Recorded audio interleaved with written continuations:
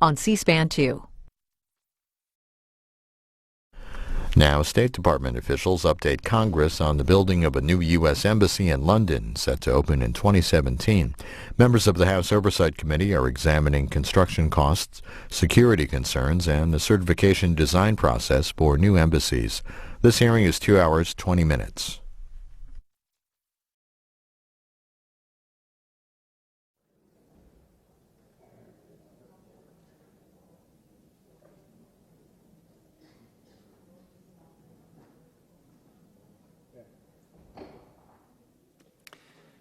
Good morning. The Committee on Oversight and Government Reform will come to order. Without objection, the Chair is authorized to declare a recess at any time. Today's hearing is the third in a series examining the State Department's construction of diplomatic facilities overseas. In July, we learned how State failed to properly acknowledge known risk in the construction of a new embassy in Kabul, Afghanistan. Building the embassy in Kabul has taken longer and cost hundreds of millions of dollars more than budgeted, leaving embassy staff in less secure and temporary facilities. In September, we saw how a long delay to design and build consulates in Matamoros and Nuevo Laredo in Mexico exposed personnel to some unnecessary risk. And today we hope to understand the State Department's progress into building a new embassy in London, perhaps the single largest expenditure we've had on such a building. Obviously, the United States needs a large, secure, and functional embassy in the capital of one of its oldest and most important allies. Certainly, our presence in London is noteworthy, and it needs to provide a variety of functions above and beyond what other embassies, I'm sure, are called upon to do. But one of the things we're concerned about is the State's gambling with Federal dollars to get the embassy that our diplomats need. Over the summer, the State Department Inspector General issued a report on its findings regarding the London embassy construction. The Inspector General found that while the agency has certified to Congress its plan for a new embassy would be secure, in reality, that was not necessarily the case at that time. In fact, State had no idea if the embassy had met security standards, but it started the construction anyway. State's premature certification and construction violated Federal law and its own internal policies, which required State to prove the new embassy would be safe before construction began. Construction in London began before State even blast tested the embassy's outside wall. A test is designed to ensure the safety of the building and its personnel. Rather than admitting that it violated Federal law, the State doubled down. Outside the building, called the curtain wall, had failed several computerized blast tests. In fact, let's put up a picture of the rendering. This is just a rendering, not a picture, but a rendering of what the new embassy is supposed to look like in its final in its finality. The outside of the building, called the curtain wall, had failed several computerized blast tests. Thank you. We can take that down. State's Diplomatic Security Bureau required overseas building operations to do a full-scale blast test using explosives rather than a computerized simulation. That blast test did not start until at least 3 months after State certified to Congress that the curtain wall was safe. And the curtain wall did not actually pass blast testing until approximately 6 months after the certification and construction had begun. Proceeding without knowing whether the building would be safe was gambling with the government's money, and we're concerned about that long term. State is freely spending tax dollars on its embassy and consulate construction around the world, yet it asserts it is, quote-unquote, self-funding the London project through sales of other properties in London. But that's part of the problem with the London embassy construction. State sold its current embassy in London to a group of investors, and under the deal, State has to leave its current space by early of 2017. Significant financial penalties to State and ultimately the taxpayers will be incurred should construction run over schedule. As we've learned over several past hearings on the subject, most of the time, at least our experience, that has happened. The fear of those penalties drove State to take significant risks to meet its aggressive schedule. These risks include contracting vehicle never before used by the State Department. According to the Inspector General, the contracting officer did not fully understand the contract. That lack of understanding resulted in the Overseas Building Operations Office and the Inspector General's inability to account for roughly $42 million. The IG does not believe the money is missing. It's just not accounted for due to mismanagement. Quite frankly, I can't tell the difference. If they can't account for it and they can't find it, I just don't know how it's not missing, and that's part of what we're hoping to clear up here today. Even accepting the IG's conclusion, this shows a state trying to meet perhaps too aggressive a construction schedule, made another gamble by using a contracting vehicle that it did not understand. State did accept the Inspector General's recommendation that it offer additional training for future contracts of this sort, but there are some other challenges and questions we have that we hope to have clarified regarding the London Embassy project. State Department spent $1 million, evidently, on a granite sculpture that was too heavy for the new embassy. However, no one figured that out before spending the money. In addition, the glass for the curtain wall should have been earning some frequent flyer miles, as press reports indicate the glass was manufactured in Europe, shipped to the United States under guard for framing, and then sent back across the Atlantic for installation in London. The State's Undersecretary for Management, the same person who certified the construction could begin before the blast testing, dismissed the criticism, saying, quote, "Sometimes you have to move things, sometimes you don't," end quote. And finally, the documents produced to the committee show that State authorized what appears to be $12 million in soil remediation. As we've discussed in other hearings this year, particularly Mexico City, State apparently doesn't mind building embassies in places where the soil is contaminated. We'd like to learn more about what's happening there. We need to get our people in safe facilities as quickly as possible. We don't need to take wild risks and freely spend money that could otherwise be used to get other folks in high-risk places into safer facilities. Building and construction is a volatile situation. There are many moving parts, and things change and adapt as they move over time. We understand that, and there needs to be some degree of flexibility. But with two outstanding recommendations from the Inspector General, we would like to have those resolved and have this discussion.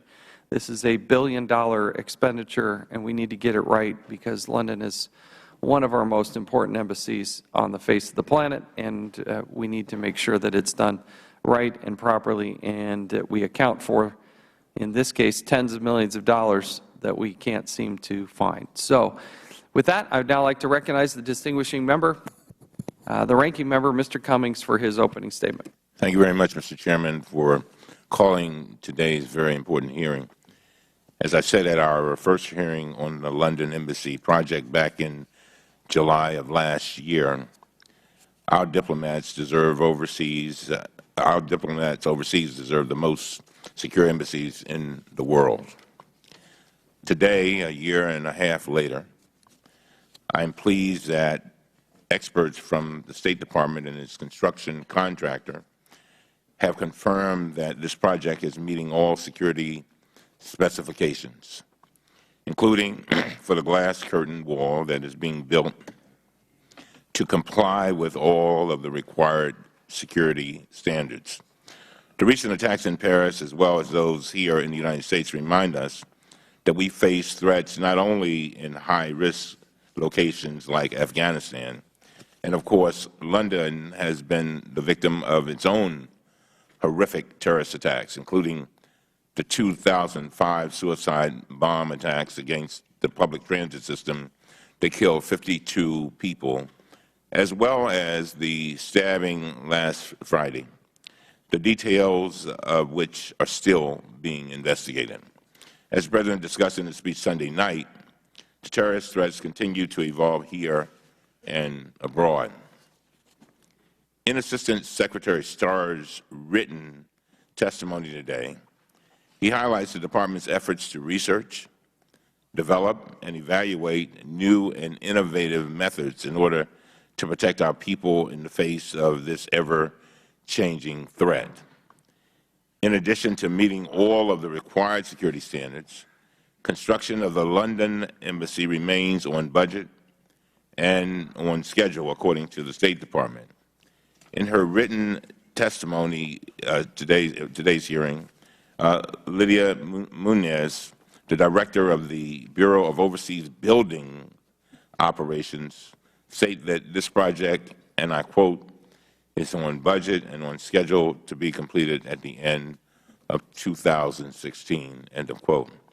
Some people may not know this, but this entire project is being funded through proceeds from the sale of our existing embassy property in London, meaning that this project has posed no additional cost to the United States taxpayers. Meeting security, budget, and schedule milestones during such a large-scale and complex project is no small feat. The Department has a rigorous construction schedule so that it can move our personnel from the existing outdated embassy to the new facility as quickly as possible. I also want to thank the Inspector General for being here today and for the work of his office in ensuring that funding is being used judiciously on this project. We've come a long way since the massive cost overruns and delays we saw in the construction of the U.S. Embassy in Iraq during the previous administration. However, we must always strive to continue improving our processes. So I thank the Inspector General for his report, and I look forward to hearing about any remaining concerns that may still need to be addressed with regard to this project. The new embassy currently being built in London will have more stringent security features than found in many other high-profile buildings throughout the world, including the building we are sitting in right here today in Washington, D.C. These features include blast-resistant setbacks from the street, anti-climb barriers, and a number of other specifications. Today, I hope our State Department witnesses will discuss all of these issues, but I also hope they will address one more. While we must ensure that our diplomats serving overseas have secure facilities, we also have to make sure they are able to do their jobs. According to press reports, many diplomats are concerned that the United States will not be well served by preventing our diplomats from being able to interact abroad. They are concerned that a fortress mentality will impair their work. So, in addition to addressing security concerns, which are paramount, I hope our witnesses here today will also discuss how they plan for the new embassy to operate in a way that maximizes the functions of our critical international diplomacy while keeping our diplomats safe. And with that, Mr. Chairman, I yield back. Thank the gentleman. I will hold the record open for 5 legislative days for any members who would like to submit a written statement. We'll now recognize our witnesses. Pleased to welcome back Ms. Lydia Muniz, Director of the Bureau of Overseas Building Operations at the United States Department of State. We have Mr. Gregory Starr, Assistant Secretary of the Bureau of Diplomatic Security at the United States Department of State, and Steve Linick, Inspector General at the Office of the Inspector General at the United States Department of State. Welcome all. Pursuant to committee rules, all witnesses are to be sworn before they testify. If you'll please rise and raise your right hands.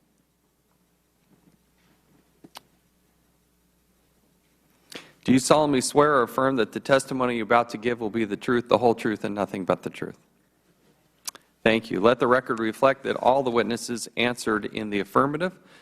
We would appreciate your limiting your verbal comments to 5 minutes. Your entire written statement will obviously be entered into the record. Ms. Muniz, you are now recognized for 5 minutes. Bring those mics right up close. We need the projection, plus we need it for the, there we go. Thank you. Thank you. Chairman Chaffetz, Ranking Member Cummings, and members of the committee, I appreciate the opportunity to appear before you today to discuss the U.S. Department of State's project to build a new U.S. Embassy in London. I'm Lydia Muniz, Director of the Bureau of Overseas Buildings Operations at the U.S. Department of State. As the single real property manager for all U.S. government diplomatic properties overseas, OBO manages the design, construction, acquisition, sale, and maintenance of the Department's worldwide property portfolio. That portfolio includes a property platform supporting 275 missions in 190 countries and has over $14 billion in projects in design and construction. Like you, the State Department is deeply committed to the safety and security of our personnel serving abroad. Every new design and construction project that OBO undertakes meets the security and life safety standards required by law and by our team of experts in the Bureau of Diplomatic Security and within OBO. We work with DS at all steps of the process to ensure that security standards are met in our designs and that security considerations are addressed in our operations. In 1960, the Department of State opened a new U.S. Embassy in London, located on Grosvenor Square. Not surprisingly, security and life safety standards have evolved significantly since that time, and the Chancery does not meet current security and life safety standards. In addition, after more than 50 years of occupancy, the facility is aged and is in need of extensive investments in infrastructure. In 2006, OBO examined several options to renovate the aging Chancery. At that time, a major rehabilitation of the facility was estimated to cost approximately $550 million and to take nearly 7 years to complete. The quandary was that even after such a significant investment, the Chancery would still not meet the most critical security standards. So OBO began exploring alternative solutions, and in 2007 developed a plan to finance a new embassy project through an innovative property swap of existing U.S. government property in London. The solution would allow OBO to construct a new, safe, and secure Chancery using no new appropriated funds. As envisioned, the project remains financed entirely from the proceeds of sale of existing functional property, and I am pleased to report that the project is on budget and on schedule to be completed at the end of 2016. Some have asked about the innovative design of the new London Embassy. It is a strong design that meets not only the Department's high standards for security and safety, but also stringent local requirements for design and sustainability. It is essentially a steel-framed cube with a glass curtain wall. The project is efficient, makes maximum use of development rights on limited real estate, and makes use of best practices more than innovation. This committee has inquired about the use of glass curtain wall. Glass curtain walls are non-load-bearing exterior walls that typically provide for large unobstructed spans of glass across multiple floors. Curtain wall systems have been used by the design and construction industry since the early 1900s, and the Department has used curtain wall systems in over a dozen embassy and consulate projects since the mid-1950s. Among the benefits of curtain wall systems, when used with steel frame construction, are that they are particularly efficient in terms of space utilization and can be erected faster than a built-in-place solution such as poured concrete, effectively shortening construction durations. More importantly, regardless of design or construction methodology and materials, all new U.S. embassies and consulates adhere to the same security and safety standards. When looking at the challenges of providing an updated facility in London, the Department could have simply stopped at an expensive major rehabilitation that would have been funded with appropriated dollars and still not resolved the significant security deficiencies. Instead, the Department developed an innovative financial and design solution that will provide for a modern, secure facility at no cost to the U.S. taxpayer. The development of creative solutions mindful of limited resources is what government should be about. We must protect our staff serving abroad, and using the lessons learned over decades, we can design and build embassies and consulates that better serve our mission and colleagues, are a better value to the U.S. taxpayer, and make better use of scarce resources. In the short and long term, security, safety, and excellence in diplomatic facilities are mutually reinforcing, not mutually exclusive. U.S. embassies the world over serve as visible reminders of America's influence and global diplomatic presence. They are symbols of America's culture and values. Just as importantly, they are safe, secure, and functional platforms from which our staff advance vital U.S. foreign policy objectives. With the depth and breadth of its responsibilities, our embassy in London will soon have a platform that does all of these things and that better supports their critical work with one of our oldest friends and most important allies. I look forward to answering your questions. Thank you. Mr. Starr, you are now recognized for 5 minutes. Chairman Chaffetz, Ranking Member Cummings, and distinguished committee members, good morning. And I want to thank you for your invitation to appear today to discuss the construction of the U.S. Embassy in London. I, along with my colleagues at the Department of State, look forward to working with you to examine the issue and illustrate how we collectively support the men and women who serve at this mission with a safe and secure facility. As the Assistant Secretary for Diplomatic Security, I work every single day with my colleagues to ensure a safe environment for our people. Environments in which we operate today require comprehensive planning, agile decision-making, and deft diplomacy. Most of all, they require us to be present, fully engaged, and 100% committed to the security of our people and our facilities. The U.S. Embassy in London is an exceptionally important platform for diplomatic and consular engagement to advance our national interests in this country. As you know, I work closely with my colleagues in the Bureau of Overseas Buildings Office Operations as the Department builds diplomatic missions that increase the safety and security, as well as meet rigorous security standards. Concerning the U.S. Embassy in London, DS has worked with OBO throughout the design and construction project to ensure that this project would be executed while meeting the security standards. As you know, the threats faced by the Department are ever-evolving. In response to this changing environment, DS commits a significant amount of time and effort and energy towards research and evaluation in order to ensure our facilities are able to combat such threats. The outcome of this innovation provides DS with different designs and different building methodologies that accommodate the Department in these environments. We owe it to our diplomats, along with our security professionals in the field, to provide them with safe, secure platforms from which they can operate. I want to thank Congress for the resources and support that you have provided, and look forward to your continued support in years ahead. Thank you, and I will be glad to answer any questions you have. Thank you. Mr. Lennick, you are now recognized for 5 minutes. Chairman Chaffetz, Ranking Member Cummings, and members of the committee, thank you for inviting me to testify about OIG's July 2015 audit of the new embassy compound in London and its implications for future Department of State construction projects. At a cost of more than $1 billion, the London Embassy project is among the most expensive embassies built by the State Department. Our audit had two objectives. First, we sought to determine whether the Department resolved security issues before allowing construction to begin associated with the exterior glass curtain wall on the outer facade of the Chancery Building. Department policy required that those security issues be resolved before construction could begin. Second, OIG sought to determine whether the Department adhered to Federal contracting requirements in negotiating the price for the construction of the London compound when it accepted $42 million in additional contract expenses without obtaining sufficient justification for them. We found the Department's practices in both areas, the timing of the security certification and the acceptance of the added expenses, did not conform to applicable requirements. As a result, we made 4 recommendations, which are in the process of being addressed by the Department, to have been closed. Let me briefly discuss our security-related findings first. The Department's physical security standards require most new office buildings to provide adequate safeguards to protect people from the effects of explosions and projectiles. The exterior curtain wall at the London compound had to meet criteria that includes blast protection requirements. Within the Department, the Bureau of Overseas Building Operations, OBO, directs building programs, and the Bureau of Diplomatic Security, DS, is responsible for oversight to ensure compliance with security standards. By statute, the Department must certify to Congress that a construction project for a new embassy will provide proper security before it undertakes such a project.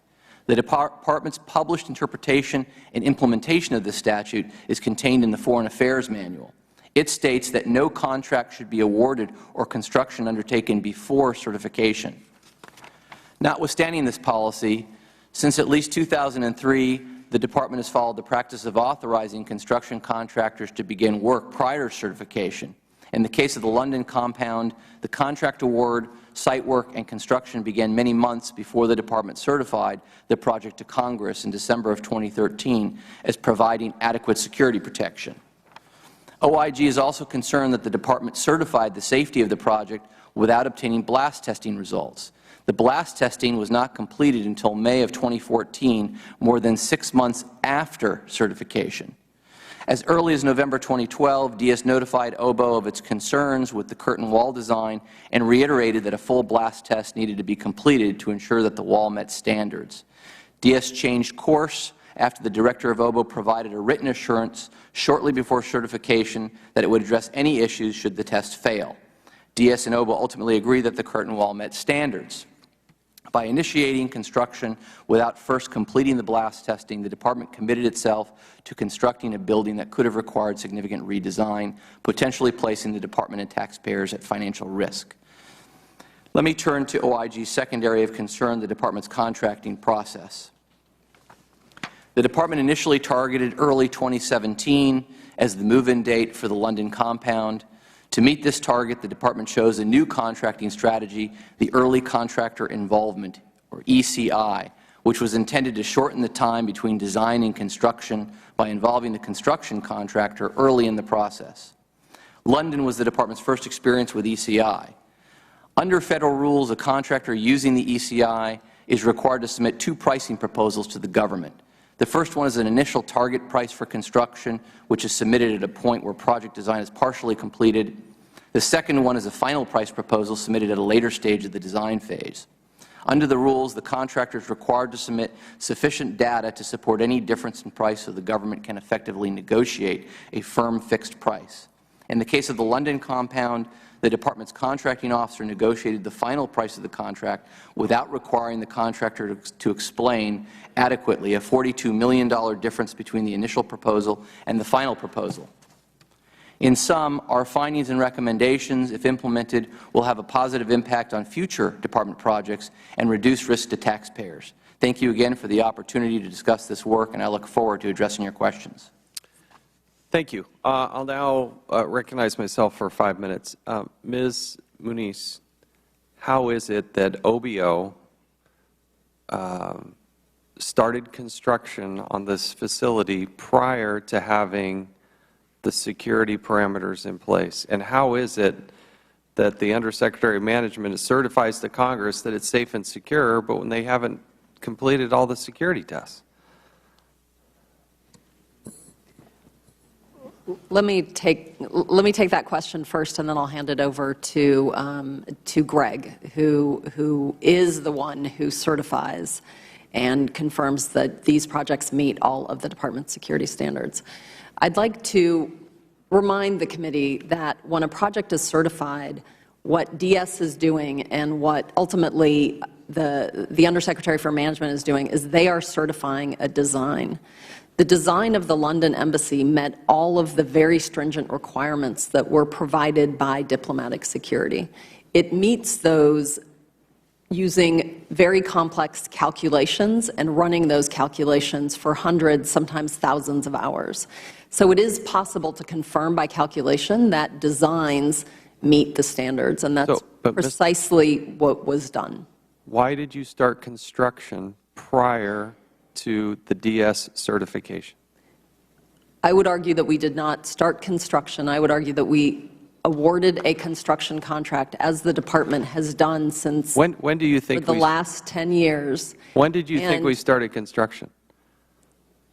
So for years, piling and doing the pile caps is considered part of the site work and the site stabilization. Okay, so let me run you through a couple pictures. These are pictures provided by State Department on your Flickr account. Are you telling us that that's not construction? I have 3 pictures here I'd like to show you. And what we've been told is these pictures are dated by State Department on the State Department website prior to the certification, and that's what the Inspector General's, I mean, it didn't come to our attention, but for the Inspector General, and you don't seem to agree with it, and we're confused by that. We're supposed to believe that that's not construction. Go to slide number 2. That, to me, seems like an awful lot of work going on and a lot of construction, and you don't believe that that's... Are you telling us that's not construction? I agree it is an awful lot of work, but under the definitions that we use and have used for years with diplomatic security, we do site pilings, and we cap those pilings to stabilize the earth, the soil, and the site before we come out of the ground. Let's go to the next slide. This exact process has been followed with the standard embassy design for 10 years, over 10 years. And exactly the same process of awarding contracts, of doing site work, and then of coming out of the ground after certification. We've never built a building like this. You've never used a blast wall like this. It had not been certified. It had not gone through the testing. When I went to London and talked to the people on the ground, they said, we've never built anything like this. And the point the Inspector General is making, I'd like to get his comments on this, is you're taking a huge risk.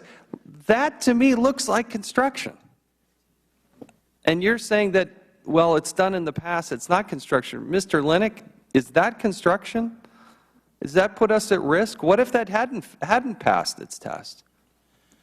Well, when you Go ahead, When you Mr. look at a Linick. picture like that, to me, that does look like construction. But from the point of view of our report, it's really irrelevant because the Department's own published policy, the FAM, says you can't even award a contract, okay, or initiate construction prior to certification. So, in my view, that means no activity should be occurring based on their own published policies, which are the official interpretation of the statute which Congress passed.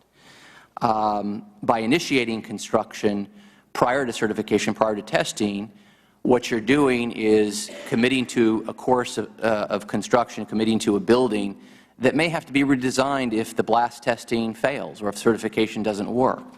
And that's primarily our concern, is that the Department needs to take into consideration the risk to taxpayers as a result of a failure of testing. I don't know what would have happened in this case had blast testing failed. It's not clear to me. But this has implications not just for this embassy, but really for future projects. And that's the key to why we're here. Mr. Starr, I'll give you a chance to answer. My time's expiring, but this picture was taken weeks before you even started your testing. Sir, those photographs are dated 2014. I certified that building in December of 2013. If you go, keep going.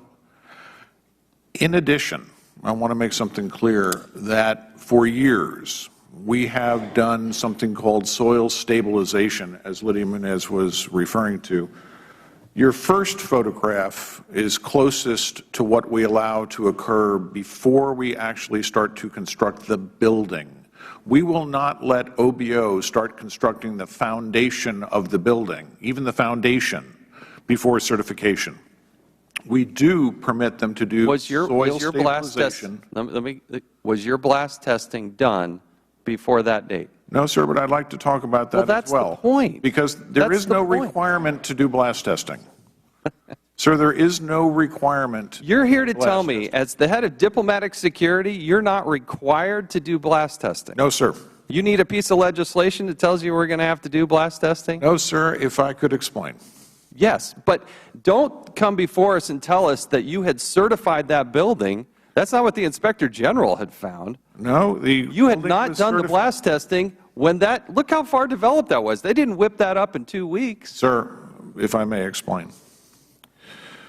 For most of 2013, my staff went back and forth with OBO and did not certify the building based on the original designs that we got.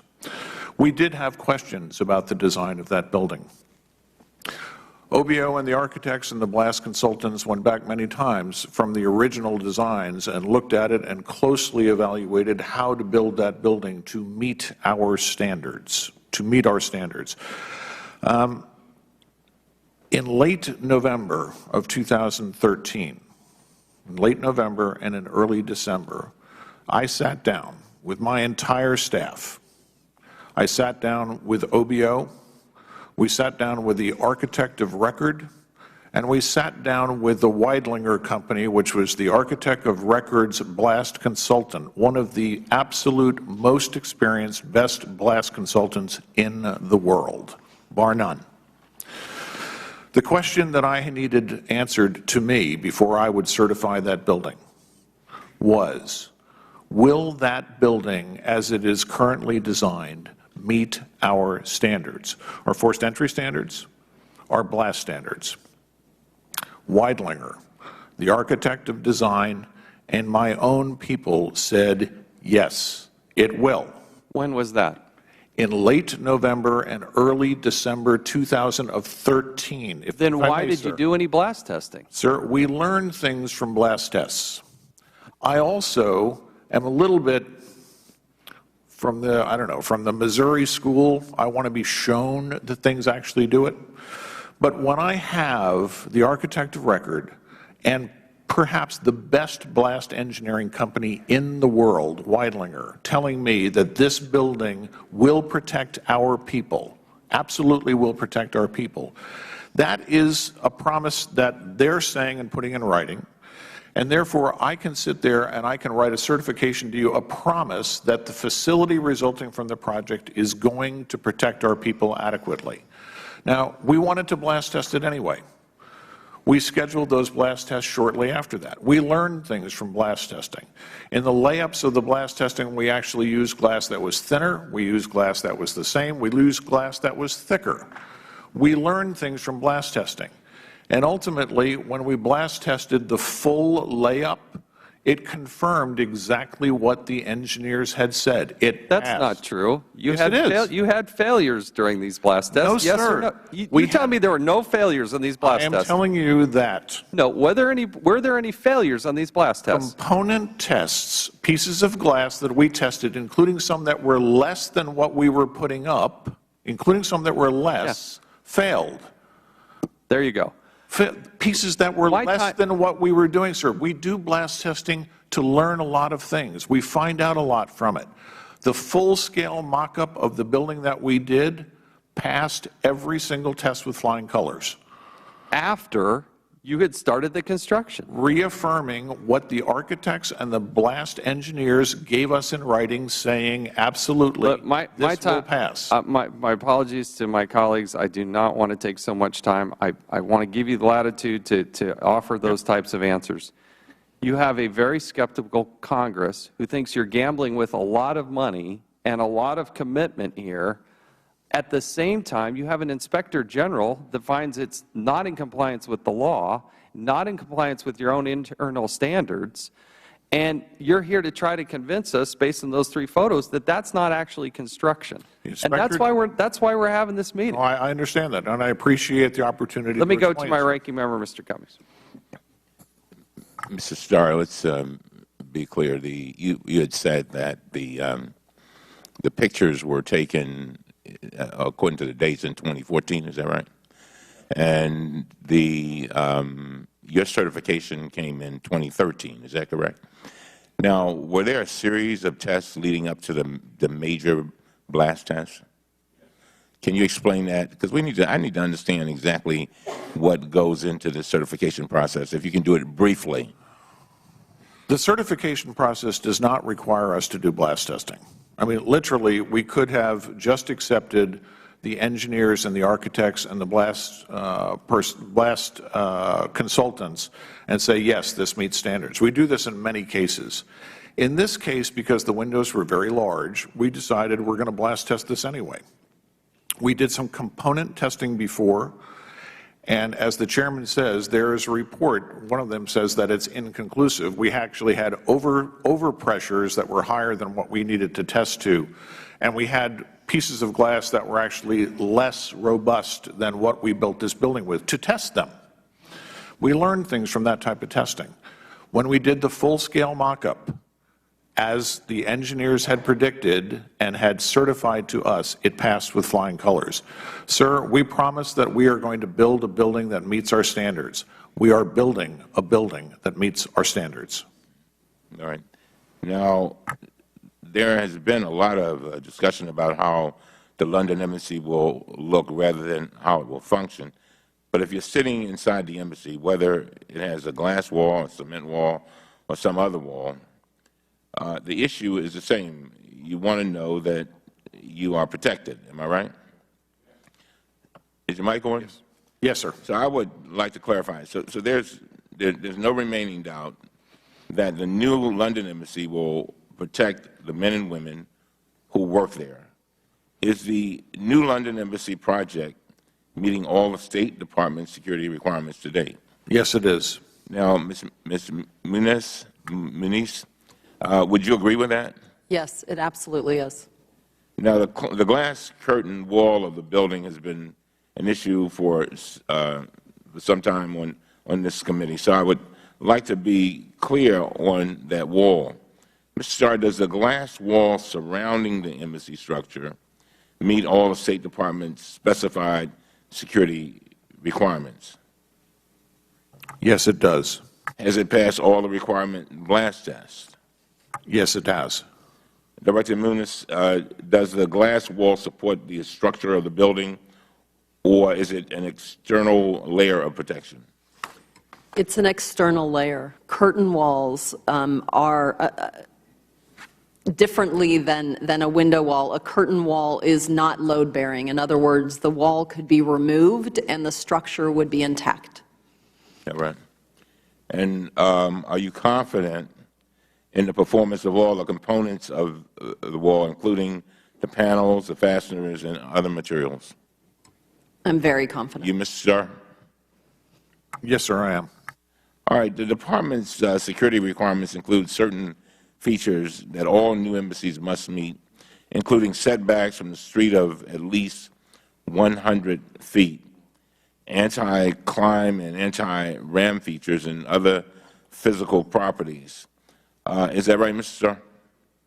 Yes, sir, that is correct. In addition to these standard baseline requirements, you testified in your previous hearing on July 9th that you also adapt security requirements depending on the context, the threat, and the environment in each case. For example, for our facility in Afghanistan, you stated, and I quote, "We constantly examine our security methods to adapt to an evolving threat environment." You also said that you, and I quote, "scrutinize the environment in Afghanistan and our security footing to seize opportunities to improve security where possible," end of quote. Now, is that right? Yes, sir, it is. How do you go about doing that? We look at what types of attacks we are likely to be subjected to. We look at the theater that we're operating at. We look at what weapons terrorists and others have in their hands and how they could attack us. We look at terrorist tactics and procedures, and then we make determinations in addition to our physical security measures that are our baseline standards of other things that we may have to do. In certain cases, we are using overhead cover to ensure that mortar attacks and rocket attacks are protected from. In certain cases, we have things like radar warning systems that give us time in advance when we're being attacked for people to take cover, and duck and cover systems. These are examples of things that we look at depending on what country we're in and where we're at, and then how we try to mitigate the threats. When you look at what happened in Paris, is there anything, and I don't want to get into any kind of secret information, but is there anything that we can learn from that that would affect the embassy, the building of the embassy at all? No, sir. Because of the type of attack, I take it. No, we have seen those types of attacks before. Those attacks were effective because they were attacking soft, unhardened targets without protection. It really does not apply to better protected facilities. I got you. And does the new London Embassy project meet both the overall security standards and any environment-specific requirements you believe are necessary? Yes, sir. We looked closely at London. We look at our security standards. The facility, as I said in the certification under Public Law 100-204 as amended, that facility resulting from this construction project will meet our standards and will provide the adequate safety and security for our personnel in that facility. Do you agree, Mr. Muniz? I do. Now, Mr. Lennox, you've heard all of this, my line of questioning. Do you disagree with anything that has been said by either Mr. Starr or Ms. Muniz? You know, our work did not assess whether it's safe and all of that, so I have no reason to dispute that. Very well. Very well. One other thing, Mr. Starr, yesterday, I'm going back to the Paris incident, but yesterday I had to do a speech at a building directly across the street from the FBI building. And while I was waiting for a park, I just noticed that there are just lines of cameras, and which I would have expected, in front of that building, and all around it, as a matter of fact, cameras everywhere. And when I was just thinking about the Paris piece, I mean, do you all worry about those kinds of attacks at all? Yes, sir. There are attacks that are We have suffered in the past. If you remember the Jeddah attack on our consulate, there were armed gunmen with AK-47s and explosives that came in. They breached our perimeter over the wall. Because of our security standards, they never got into our facility, and the Saudi forces and our Guard forces effectively terminated that. The same thing happened in Herat in Afghanistan. We're aware of those types of attacks. We believe that we have the proper security in place to defend against them. Now, can you talk briefly about this $42 million? That's a lot of money. I mean, Americans looking at this would say, you know, $42 million overrun. Is that right, Mr. Lennox? Is that the right, proper description of it? The $42 million, you want to call them change orders? What do you want to call them? Yeah, the $42 million was an increase in price which was not justified, and it was accepted by the Department. So we just don't know whether the $42 million is supported with accurate data. Would you comment on that, Ms. Muniz? Either one of you. I'd be happy to. I'm not sure what this $42 million is about. What I do know is that when we first notified this project to the Hill, and in fact, when we first notified the acquisition of the site, this project is $30 million under those initial notifications and continues to be $30 million under. Do you have a comment on that, Mr. Starr?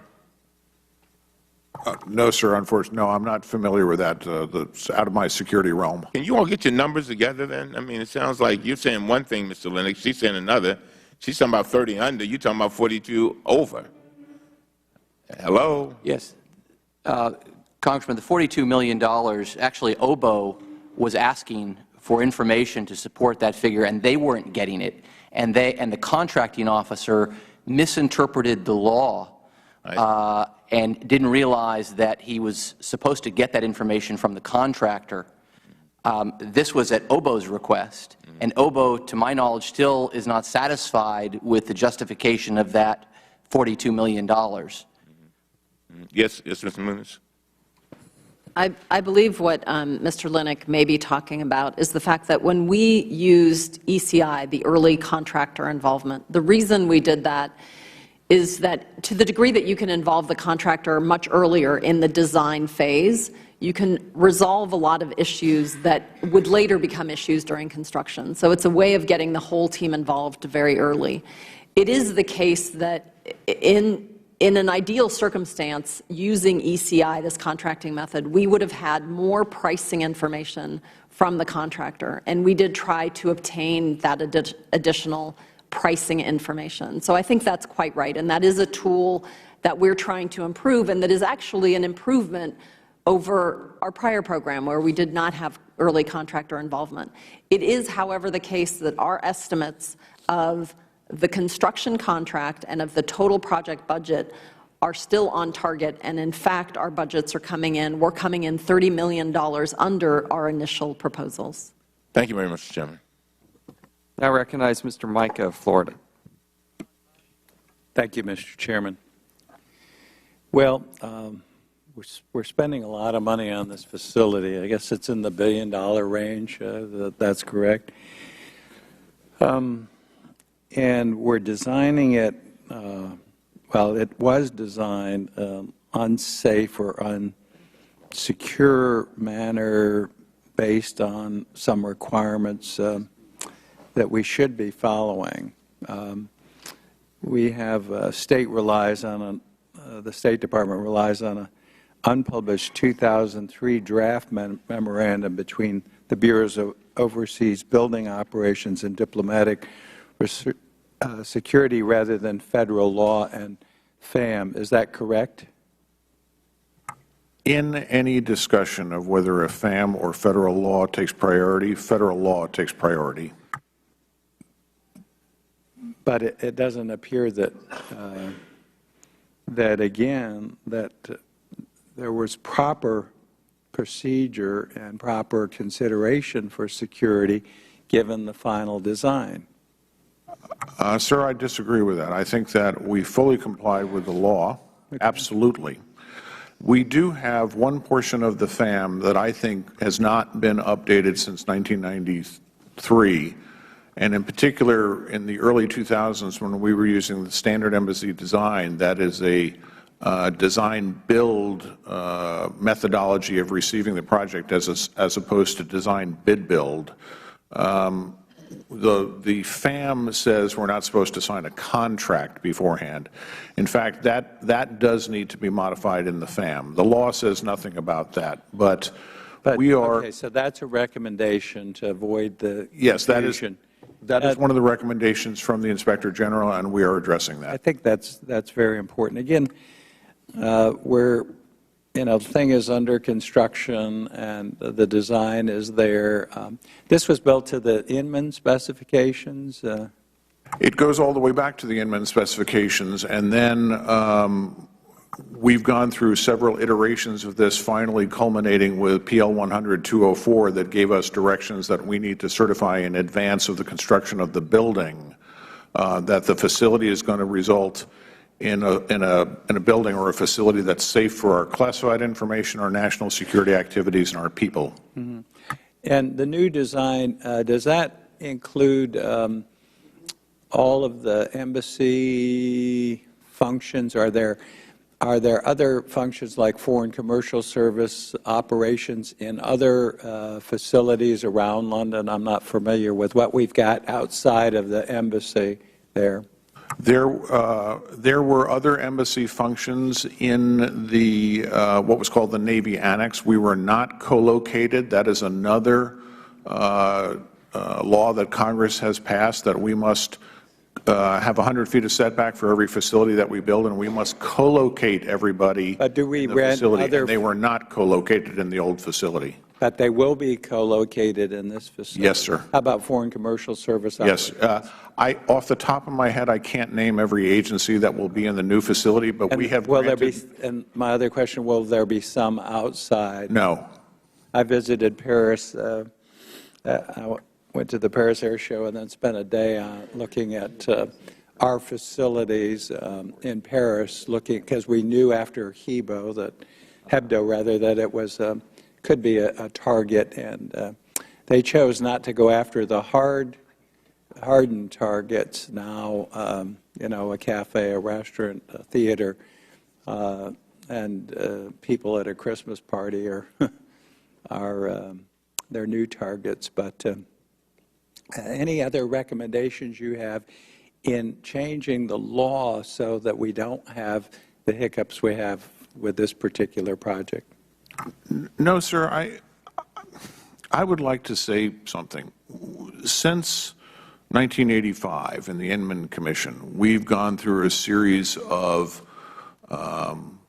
processes, like having the Overseas Security Policy Board set security standards for new construction. We've had laws passed that require us to co-locate our personnel and have 100 feet of setback, or in new construction, only the Secretary of State can waive that. We are required to tell Congress in advance of starting the construction of the actual building that the building will result in a safe and secure facility. We have, since I've been on board, we have never breached that trust, and we never will. Every building that we build will meet the security standards. We are getting the funding from Congress not because we need to replace out-of-date buildings, because the buildings are insecure. That's why Congress gives us the funding. This particular project is not using appropriated funding, it's using proceeds of sale. But I assure you also that we would never build a building that will not be safe and secure for our people. Well, with all due respect, if the general will yield, the problem is when you have a facility that's life expectancy is less than 10 years, it's a different set of standards. And that's not what happened in Benghazi. That's not what happened in Tripoli. You did not erect a facility in Tripoli that was secure. It was the biggest embarrassment to this government. I've been there. I've seen it. You cannot tell me that you've done that every single time when people were killed in those facilities. Sir, you are correct that the Benghazi facility did not meet the standards. We did not build that facility. There's a difference between when we have to go places and sometimes accept what we can lease and try to upgrade it in the meantime. My promise to you is that when we build a facility— What would you consider Tripoli? Tripoli, we leased a Okay, so villa. but this is the problem. You take an American and you put them out there. They're in a very difficult circumstance. We need our diplomats out there engaging in these people. Do you think they care that there's a difference whether you built it or somebody else built it? No, You're certifying that it's secure, and you don't do that on a regular practice. It is regular practice to offer waivers. In fact, one of the waivers we're looking at here happened in London. So that's why we keep having these hearings. Don't lead this Congress to believe that every facility we put people into is safe and secure when you offer waiver after waiver after waiver, because you did it in Tripoli, you did it in Benghazi, and you've done it before in other places. Sir, I agree. No one is more cognizant of what happened in Benghazi than I am. No one is more cognizant than I am in the You department. just sat here before us and told us every building we put people We in. build, sir, please. And that's My mincing words. That's not No, it's being not. honest and candid with the Sir, American people and with no, this it's- Congress. Sir, it is not mincing words. I am being exact. When we build a new facility from scratch, What do you tell the kid from Tennessee that you send overseas? May I answer Well, we the leased question? this one, so it's not as secure. What do you tell that family? Congressman, may I answer the question? Public law says when we build a new facility, and we've had, thanks to Congress, a new embassy construction program for many years, every single one of those buildings that we build new meets every one of those standards. We don't waive things. When we have to accept, Congressman, please, when we have to go in to different places and lease a facility that we know doesn't meet our standards, we try our best to upgrade it. We try to provide other methods of mitigating the threat, whether it's U.S. Marines, whether it's diplomatic security agents.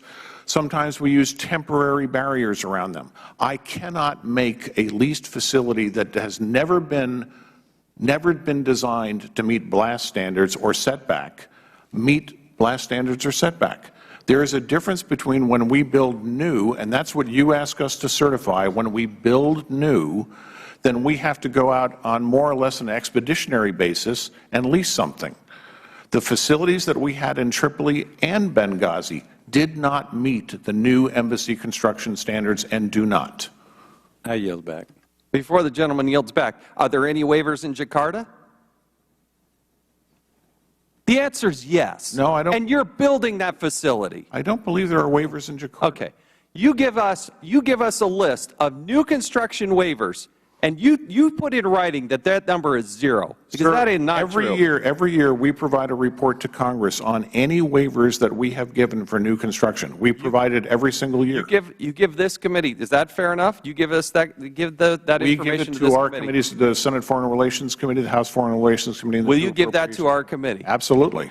Thank you. And the reason you're here is you have an Inspector General saying you're not abiding by Federal law. So our time's gone well past. Ms. Maloney from New York is now recognized for a very generous 5 minutes.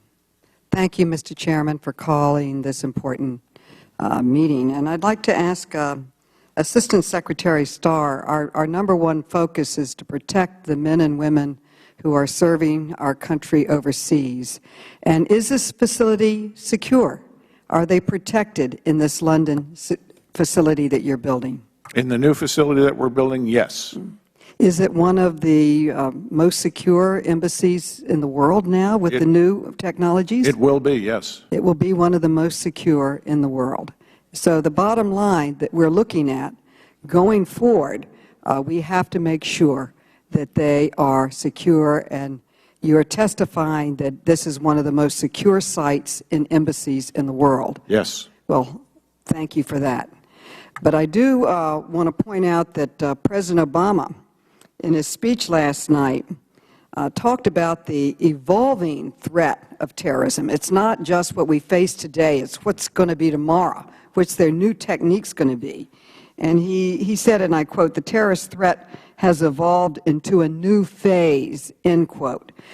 So I want to know, how are we responding to these new phases as a result of new technologies or whatever's going forward? So I'd like to ask you, well, I guess it was your report, Mr. Linick, your report highlights the importance that research and development and testing is important. for innovative development designs. That's what you were stressing in your report. And is that correct? And I just, that you have to have these new technologies and testing for the new technologies and emerging threats. Congresswoman, our report didn't assess whether innovation is necessary or not necessary. Our focus was narrow in that we looked at whether or not the security issues were resolved before construction, before contract award. That's what we looked at, and we also looked at the contract. So I'm not in a position to tell you whether we need innovation, et cetera. As far as testing goes, my only point with that was that the testing of the glass curtain wall didn't occur for 6 months after certification, and it was our opinion that it ought to have occurred before certification because we fail to see how you can certify something as safe without making sure that it passes the blast test. Well, then, Assistant Secretary Starr, there is a need, would you say, for research and development. And I understand there's a research and development group within the diplomatic security. Is that correct? Yes, Congressman, it is. Okay. And I understand that a lot of what this unit develops may be classified, but can you give this committee a quick overview of the type of other research or methods that DS, or Development Security, diplomatic screening and security, is developing?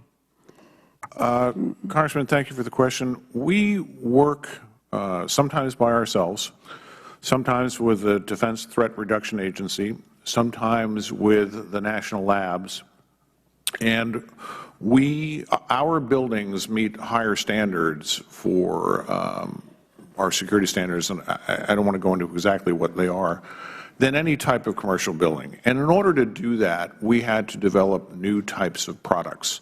I can tell you that one of the products that we developed, if you look at the first generation of embassies that we built from 1988 to 1992 that withstood blast, the windows were about 2 feet by 2 feet, and they were about 5 inches thick.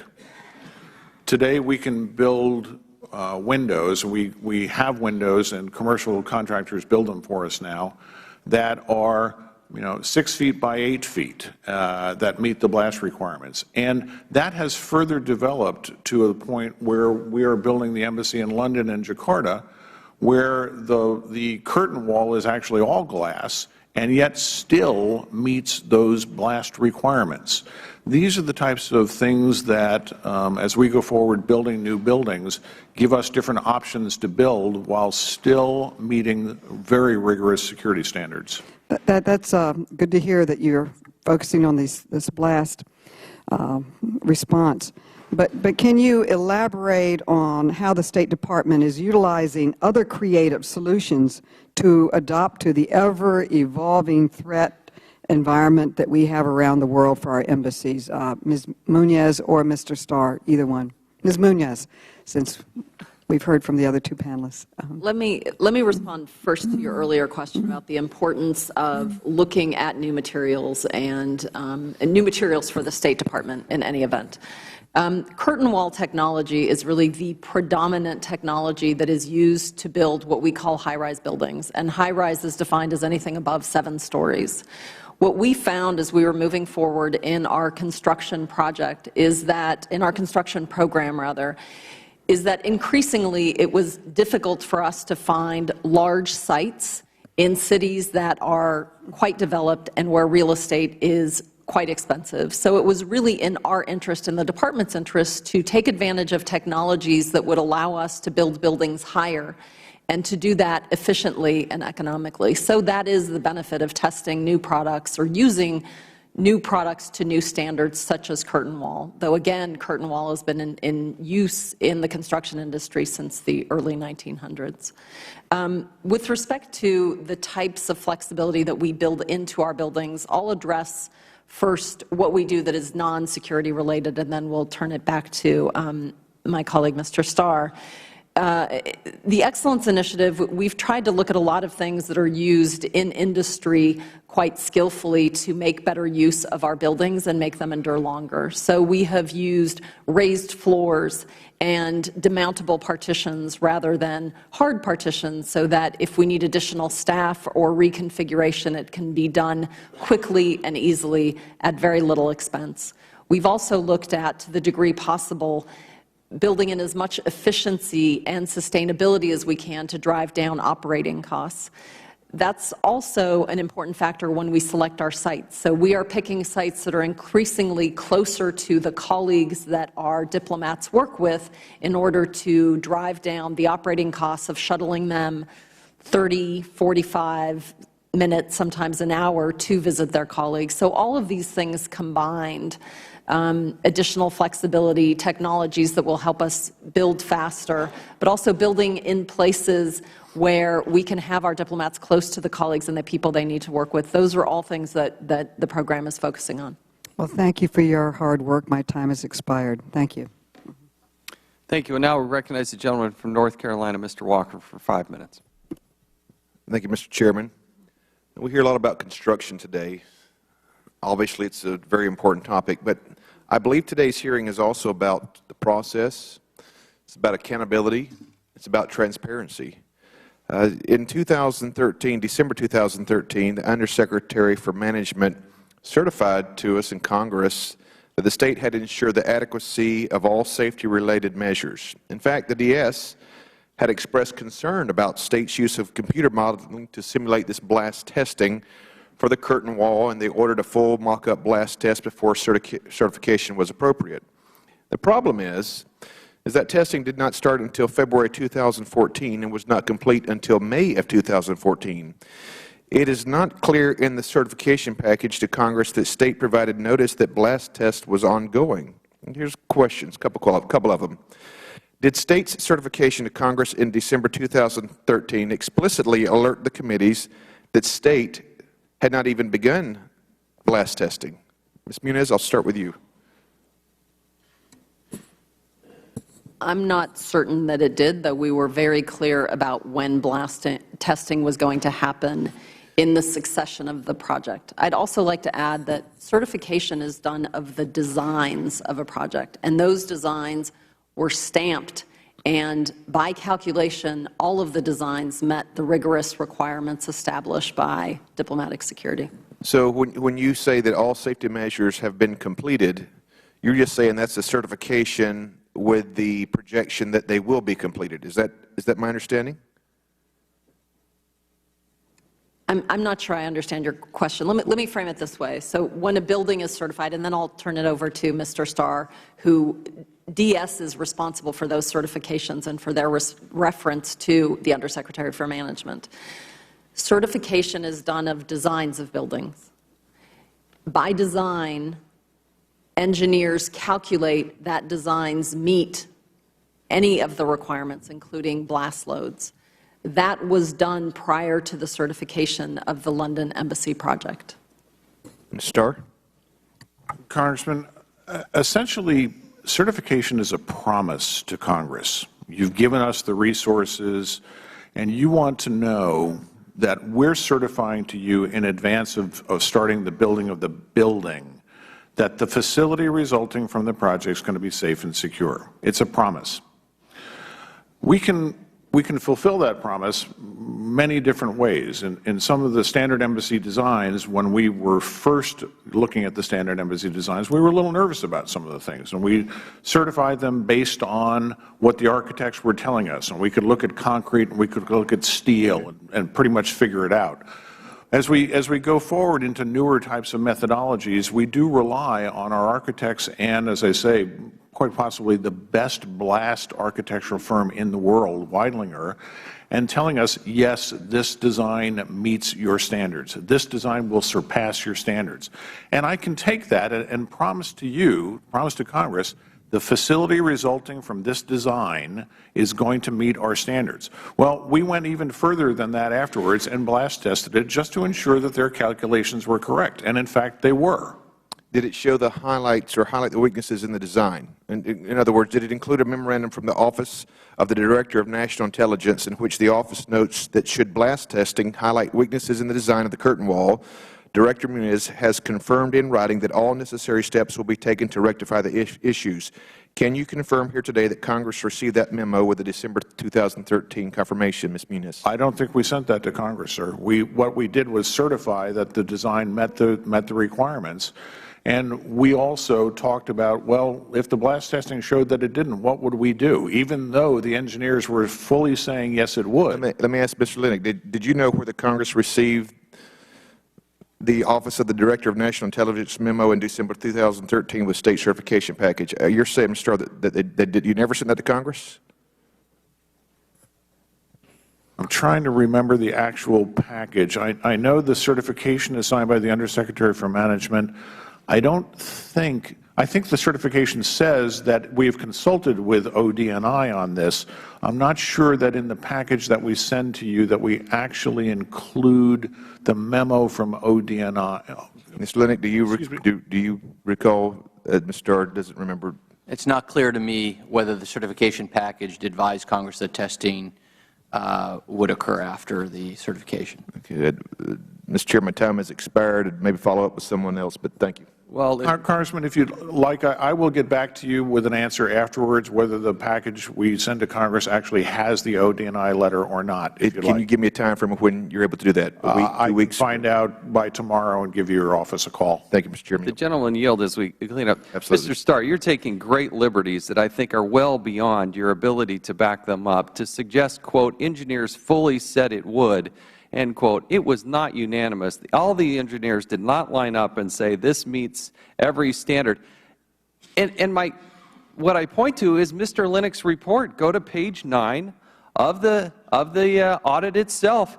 It goes through the audit results. Mr. Lennox, please clearly tell us, in your opinion, did they or did they not violate their own internal policies on what they should or should not be doing and when they should do it? They clearly did violate their policies, the FAM, by certifying after contract award and after construction. That's the basis of our finding A. This is an issue that doesn't just affect the London Embassy, but also other embassies as well. The question Congress should know: what constitutes construction, when certification is occurring.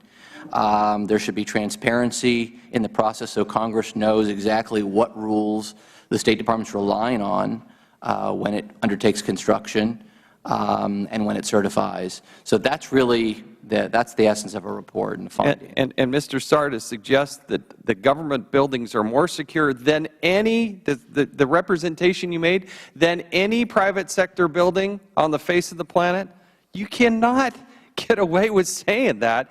There are a lot of buildings out there going to be a lot more safe and secure using different materials and different.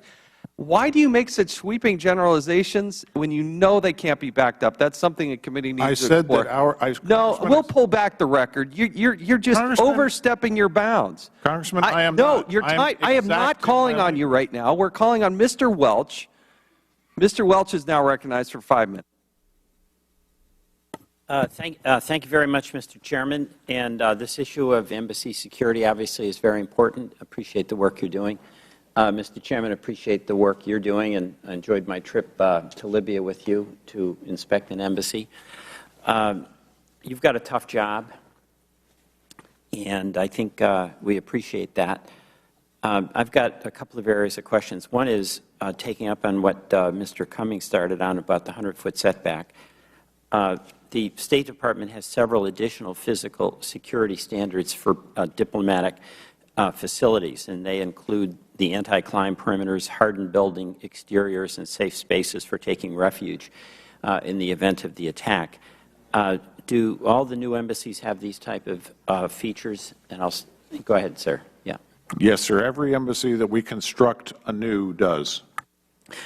And are there any other security features or requirements that you think is critical to securing the embassies?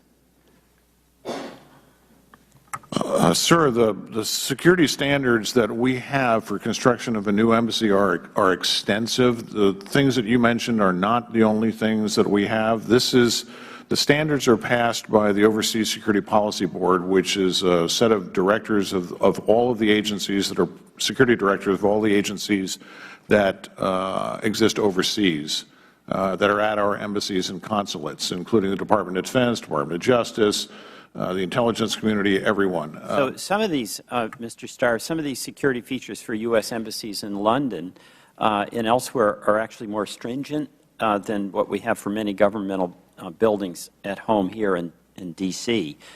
For example, none of the congressional office buildings have any of the anti-crime features of U.S. embassies. Is that right? Congressman, you're correct, although what you're pointing out is a issue that we also have overseas. These buildings predate building to new, safer standards. They were built many years ago. We have embassies like that as well. Right. So the building we're in right now doesn't have many of these features that are going to be organic to the construction of facilities overseas, including London, right? Yes, sir, if I understand your question, yes. All right.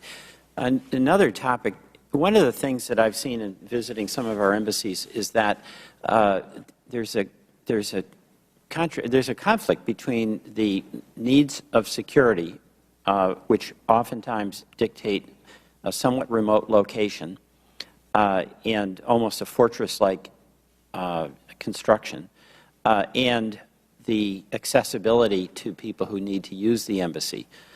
And I've actually am one who has always favored having our facilities located more in the center of cities rather than way in the outskirts. Is there any way to resolve that? And I don't know if that's just a concern I have or if it's shared by any of my colleagues. Director Munez will say something about this as well, but at the beginning of the program, after the loss of the embassies in Dar es Salaam and Nairobi, we built many embassies in the Sahel and across Africa and many other places that had 10 acres of land and were not in the center of the cities. As we are approaching sort of the midpoint of building new embassies, we've built over 110 new facilities now. We find ourselves in a position where we want, particularly in cities in Europe and other places, to not be very far out, and that requires a building that is not low and flat and takes 10 acres of land to build. We're looking on, like London, a much smaller site, and we go up, and that means we have to have the new technology like curtain walls to be able to do those things. Thank you. Ms. Munoz, do you have anything you'd like to offer that relates to questions I've asked? And by the way, thank you for your good work. Thank you. I would just add that I believe very strongly that we could build great embassies that project an openness and meet all of the security standards and be in those locations where our diplomats need to be. I really think that these are things that we can resolve. It takes creativity and it takes an approach to each site that we're able to find, really an approach that we're taking now, an original look to see how we can build on that site, but I'm very comfortable that we can meet all the security standards and have our diplomats located where they need to be. So I want to thank you all, and just a word of advice that you don't really need, but the Chairman's really been taking a very active interest in this, and I think a lot of us support him in that concern for safety, and I know you do as well. So to the extent you can stay in touch with the committee, I think that will be helpful to all of us. Thank you. I yield back. Thank the gentleman. Now recognize the gentleman from Georgia, Mr. Heiss, for 5 minutes. Thank you, Mr. Chairman. Mr. Lennox, let me just begin with you. Did your office, the Office of the Inspector General, make recommendations to OBO to not begin construction until they were sure that the building would survive a blast? Congressman, we recommended that OBO establish controls to ensure that construction is not initiated before designs have been approved by the Bureau of Diplomatic Security. And then we recommended to Bureau of Diplomatic Security that they establish controls to require that testing is completed before certification to Congress. Okay, so is that, it would be a yes then? I mean, we did recommend that certification. Which included that it could survive a blast. That all of that. That's the whole purpose. Exactly. Yes. All right, and with the DS, then let me go a little bit further with what you just saying. Did your recommendation to DS include that they have controls in place to make sure that any building is fully vetted so that it is adequate for security purposes? Yeah, and more precisely, that any required testing be done before certification. Okay. So that there is, so that they can establish that safety is adequate. All right. In your recommendations, from your perspective, from the office, OIG's office, would a letter from an architectural firm be adequate, or did you want more than just a letter? Well, they had always, DS was clearly not satisfied with the safety of the glass curtain wall until blast testing was to occur. In fact, they were concerned about it as early as November 2012 all the way to December 6, just a few days before certification. So a letter in that circumstance wouldn't have sufficed. They had to do the blast testing. That was a required test. So you're saying that the blast testing was required? I'm saying, that's right. I'm saying that if they're going to certify it safe, they ought to do the blast testing before they certify it safe, especially since blast testing was something they were very concerned about, because if it failed, then what? Then all failed. And we've heard today from Mr. Starr that in his opinion blast testing was not required, but in your opinion that's the only way to adequately ensure that it was equipped to endure a potential blast. Yeah, what's required under the law is that before undertaking any new construction, they certify that adequate and appropriate steps have been taken to ensure the security of the project, the construction project. Like I said, in my view, the blast testing had to be completed. Otherwise, what's Otherwise, all you have is a letter. All right. So, in your opinion, the recommendations that came from your office were not fulfilled. Is that true? Well, the Department actually has agreed, in theory, to comply with our recommendations, but we haven't closed them yet, those two recommendations, the one I just mentioned, until we see documentation. So we haven't seen any controls. So the recommendations are still outstanding? That's correct. All right. In your words, did you receive pushback from OBO or DS on the recommendations? Well, initially we received pushback, but during the compliance process, they've appeared to agree to comply with our recommendations. So, although that has not yet taken place. No, but we're still in the process of following through with this. So, is there any reason, any valid reason that you can think of as to why OBO and DS would not comply, would refuse, deny to implement your recommendations initially? Well, they're not. Our recommendations are simply that, recommendations. We can't require them to. They have to agree to it. Right. But is there any valid reason you can think of why they would not proceed with fulfilling the recommendations? No, we made our recommendations, we made our findings, and we stand by them. Okay. Is there anything legislatively that can be done that would help? I think Congress might want to consider clarifying what it means to initiate construction prior to certification. I think that would help because, after all, you've heard that there are various definitions of what construction is. And I think some clarity on what construction is and exactly when blast testing, if required testing has to occur, would help. Because when Congress received the certification package in December, it's not clear to me what Congress knew. It's not clear to me that Congress realized that the Department was relying on an internal memorandum of understanding, which is not law. And ultimately, we've got to rely on the laws and the official interpretations of them. That's the problem from our point of view. Okay. Thank you. And thank you, Mr. Chairman. I yield back. Thank you. That was very helpful. Ms. Norton, you're now recognized for 5 minutes. Thank you very much, Mr. Chairman. I must say, Mr. Starr, it must be difficult today to be a diplomat abroad in light of what we're seeing after the Paris attacks, I wonder if there are specific changes that the State Department feels are necessary in light of those attacks.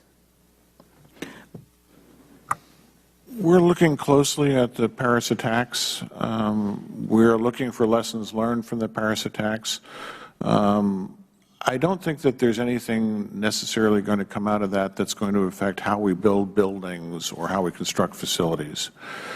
What we are looking at from the consular section and from other methods is how to best warn Americans overseas even faster than we do, and I think we do a very good job of it now.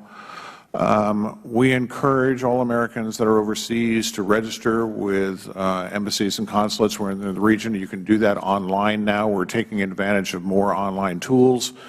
Many embassies All Americans, did you say? We encourage all Americans that are overseas to register and let us know that they're traveling overseas. Many embassies nowadays have automatic SMS messaging, and if an American citizen provides their telephone number or an email address to us, if something is going on in their location, we can message them immediately and warn them to either shelter in place or evacuate or things like that. So I think one of the lessons from Paris that we're learning is that, as I think quite honestly, as many of us had feared for many years, that terrorism that we had seen in places like the Middle East and African countries was eventually going to evolve through Europe and to other countries. And these are countries that have many, many, many American expatriates and many American visitors and tourists. So we are looking at how we can better warn American citizens overseas. As I say, I think we do a very good job of it already, but in the aftermath of Paris, we're even taking another look at it and see whether there's even better ways that we can do it. Mr. Starr, you probably get it coming both ways. There were recent reports in the press that some diplomats feel hampered in their diplomatic activity because of the kinds of security that you apparently have had to place on them. Have you had such have you had such complaints, and have you considered how diplomacy, which has to be done everywhere, is or can be carried on in light of diplomats who are hell-bent on doing what they came to do, but the department may feel that there are dangers if they proceed? How do you reconcile the dangers with people feeling that they're not always able to do their job? Congresswoman, that is an excellent question. It's something that we thrash with very often, and we've had a lot of questions about it. One of the reasons we build safe and secure facilities is so that when our embassy officers and our local staff are in the embassy, working out of the embassy, it's a safe and secure facility, and we don't lose it or everybody in one attack. To the absolute maximum extent, we don't want to lose an embassy like in Dar es Salaam or Nairobi when the bombings took place. We want to make sure that we never lose the embassy proper, so that we don't lose our platform for diplomacy and law enforcement and justice and intelligence and aid programs. But the flip side of this is that diplomats have to get out of the building. Diplomats, by their very nature, don't work just inside that building. They need to get out. They need to talk with legislators. They need to talk with human rights advocates. They need to talk with people that are running aid programs and humanitarian affairs. They need to talk with the people that are running the country in power. They need to talk with the opposition.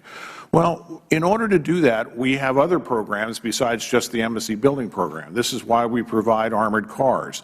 This is why we have diplomatic security agents and bodyguards in some cases. This is, of all cases, why we are now engaging in training our diplomats in fact training, foreign affairs counter-threat training for 5 days before they go overseas, to give them medical skills, counter-surveillance skills, driving skills, rudimentary understandings of weapons and explosives. These are the types of things that are the flip side of creating a safe and secure embassy when they're there, but also understanding that their job is to get out and to meet people and talk with people and represent the United States. So we have both types of programs that we're running simultaneously. Thank you, Mr. Chairman. I just want to say I think perhaps Benghazi more than Paris may have taught about eager Democrats trying to go to places that are unsafe. Perhaps one learned more from Benghazi than even from Paris. So thank you very much, Mr. Chairman. Thank the gentleman. We'll now recognize Mr. Carter of Georgia for 5 minutes. Thank you, Mr. Chairman. Thank you all for being here. Mr. Starr, correct me if I'm wrong, but I believe this is the third time you've been here before this committee this year. Is that correct? Yes or no? Yes, sir. Yes, third. That's what I thought. That's what my calculation showed. You appeared here before this full committee in July to review the cost overruns of the U.S. Embassy in Kabul, and again in September to discuss both security concerns and cost overruns with the 2 U.S. consulates in Mexico. Is that correct? Yes, sir. And that's just two examples that you've had to answer for this year. Other examples would include the State Department paying a construction company $18.5 million for renovations to a prison in Afghanistan, originally slated to cost $16 million. And then the firm only completed half of the work over 5 years. And now the State Department calculates it's going to cost another $16 million to finish the project. The State Department has spent $5 million on fancy glassware, $5 million on fancy glassware at U.S. embassies. The new embassy in Papua New Guinea had to be entirely scrapped and started over.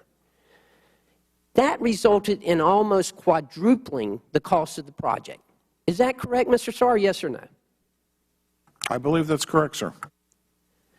So here we find ourselves here today.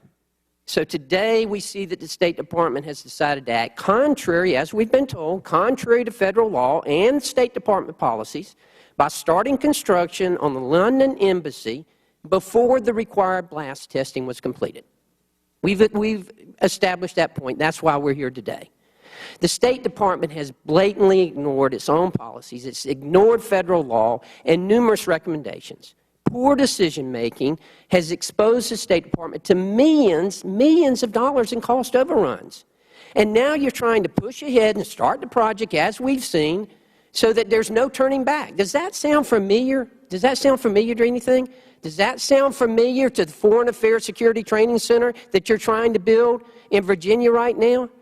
No, sir, it does not sound familiar to me, and I think you're misstating a lot of the facts. And Mr. Starr, I'm following your example because you've misstated a lot of the facts all day long. You could have renovated and you could have redone the current London embassy for less than $1 billion if you'd only slowed down and made sure it was done correctly. We've established that here today. We've established that. And then, you know what bothers me so much about this? Is that we're making the same mistake all over again. All you have to do is look at what you're trying to do with the Foreign Affairs Security Training Center. That's all we've got to do. You look at what was done. You compared FLETC, the Federal Law Enforcement Training Center down in Glencoe, Georgia. They submitted a bid of $243 million. You went to Fort Pickett. They submitted a bid of $950 million. And you went back to Fort Pickett and said, oh, come on, can't you do better than that? They said, okay, we'll come down to $450 million. We'll just eliminate the dormitories, the cafeterias, all the things that already exist at FLETC. We'll eliminate all those, and we'll get the price down. You know, why don't we do this? I tell you what, let's do, Ms. Muniz and Mr. Starr. Let's just go ahead and schedule, Mr. Chairman, let's go ahead and schedule the next hearing on the cost overruns at FAST-C. You want to go ahead and do that? Just save us a lot of time, because we know you're going to be right back here. We've seen it already. Let me tell you, when you get back here on the cost overruns on that, if I'm still on that committee, don't count on my support. Mr. Chairman, I yield back. Thank you, gentlemen. Is there a question you'd like me to answer, Congressman? The gentleman. Mr. Starr, I don't. No, gentleman's yield back. Gentleman's yield back. The gentleman from North Carolina, Mr. Meadows, is now recognized for 5 minutes. Thank you all for being here. It's good to see you back, a few of you. Mr. Starr, I think part of the frustration is that you answer with such specificity and inclusiveness that it's hard for any of us to take some of your testimony seriously, that everything is okay? Now, I've talked with your colleague a number of times, have a good relationship, I believe, with her in terms of trying to find areas to address the embassy and diplomatic needs that we have.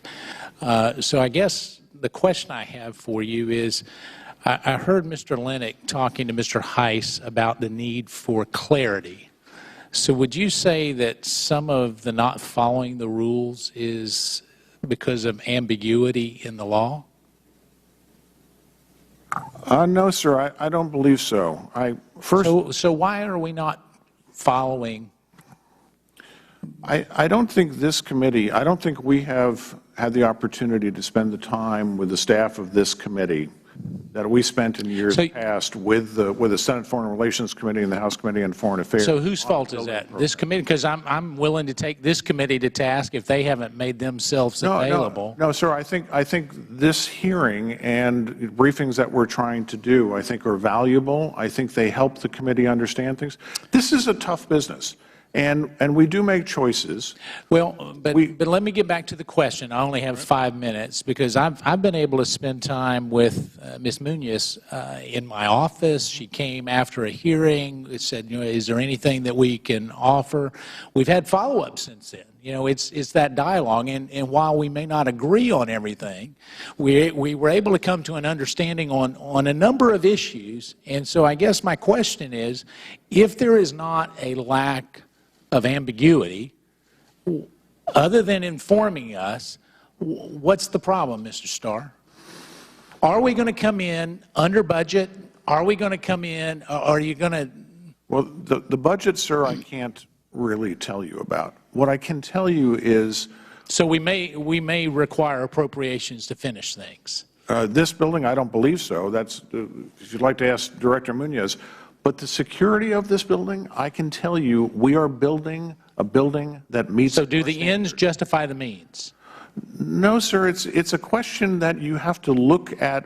Well, it's not a question that you have to look at. It's a question of law. And what Mr. Lennox is pointed out is that there seems to be either ambiguity or the lack of following what has been laid out. Which is it? I don't believe there's a lack of ambiguity in the law, sir. Right. So there's a lack of following what? No, and certainly no lack of following it. I certify. So everything's okay. Sir, this building is. All right, hold on. Let me let her. You've been talking a lot. Let me let her jump in. She wanted to jump in, so let me. I'm sorry. I just want to jump in and give my interpretation of the issue. I really believe that, first of all, the work that OBO does and DS's certification of our projects is highly technical. You're familiar with construction. It is a very technical field. I believe the crux of this discussion is a difference of interpretation. We are very clear and believe that the law provides us the right to certify based on designs and on calculations, which is done commonly across the industry. The IG has interpreted that a blast test was necessary before confirming that. I would argue that blast tests are done commonly, not blast tests, testing of components of buildings are done commonly during the construction phases. And when developers, whether it's a State Department government developer or in private industry, when there is an understanding that any kind of a course correction can be made and all of the standards can still be met, construction proceeds from the beginning with adjustments made during construction so we finish on schedule and we certify. And as you know, I understand that. I guess the real question is the American taxpayer dollars. At what point are we so sure that those standards are met? Because Mr. Starr has indicated there are a number of waivers that they have continued to give, maybe not on London, but on other projects. And yet he says that we're following all the standards, and those were your words in quotes, all the standards. So why would you need a waiver if you're following all the standards? Sir, the law requires that we inform Congress. For new construction. That's not the question. No, for new construction, I can't even remember the last time we've asked for any waiver for setback. I didn't ask that. that. Or for co-location, or for any of our standards. Mr. Starr, it's your testimony that suggested that there's waivers and that you followed all the rules. Those two are mutually exclusive. It couldn't happen. Sir, when we have to take a facility that's already built, when we go into a city that we have to accept, we're never going to meet the standards, and we do issue waivers for those. Mr. Starr, with all due respect, that's apples and oranges. We were talking about new construction. Have you done any waivers with new construction? I think we have a waiver in Jakarta for the swing space. Historic structure. And for a historic building that's on the compound. I can't remember another waiver that we've issued for new construction. All right. Will you get that to this committee? Yes, absolutely. I promise, sir. Thank you. I'll yield back. Before the gentleman yields back, this is why I have a problem when you make sweeping generalizations saying we never issue waivers. And we know there's two examples right there. You make this infinitely more complex in your testimony. That's my personal opinion. And to suggest that we haven't made staff available, well, here's my frustration. June 23rd, 2014, we sent a list of questions, still outstanding, have not gotten a full and complete response to that. July 21st, we sent a letter. Production is still going on. We sent another letter dealing with Maputo, Harare, and Saudi Arabia, sent August 6th, still outstanding. We sent a letter to you on October 16th regarding danger pay, still outstanding. Sent another letter on October 7th, due October 21st. Production's not even started on that, nor was it even started on danger pay. So you say it's a lack of communication, but when I send you a letter and this committee wants to get some answers, even when we've given you, nearly 6 months, you can't seem to respond to us. And that leads us to beg the question of, what is it that they're hiding? Why will they not comply with this? We're asking, I think, some very basic, simple questions. Other committees or other agencies don't have this problem. Some do, but others don't. And it's compounded by the fact that we have the greatest respect to the Inspector General community. And when these professionals, without their partisan hats on, come in and look and do an analysis and say impartially that there's a problem here, it gets our attention. We're irresponsible if we just ignore it and put it on a shelf. My biggest fear is these 13,000 people throughout the Inspector General community, they do good work, they'll look at it sometimes for a year or two, and that we don't respond to it. That's my concern. And so the situation here with the blast wall is different and unique because it's never been used. Not only has it never been used by us as the United States government, when I went to London, the people on the ground, good, hard-working people committed to making the very best, safest product they can, and I asked them, is there an example somewhere in the universe that we can look at this? They said, no, nobody's ever done this before. They were proud of the fact that we were blazing new trails. That kind of begs the question that maybe we should do the testing. And then you come before our committee today and suggest that all the engineers were all lined up behind us. That's not true. That is fundamentally not true. And so I think Mr. Linick makes a very good point. The certification we get to Congress, I mean, you can play, hide the rabbit, and we got to try to figure out which hole it's under. But there's an expectation, I think, in the law that that certification tells us that the tests have been done and that you've and you say it's not a lack of clarity, but you have the Inspector General disagreeing with you. That's why we're here today. So I appreciate the gentleman letting me use some of his time. Let's now recognize Mr. Russell for 5 minutes.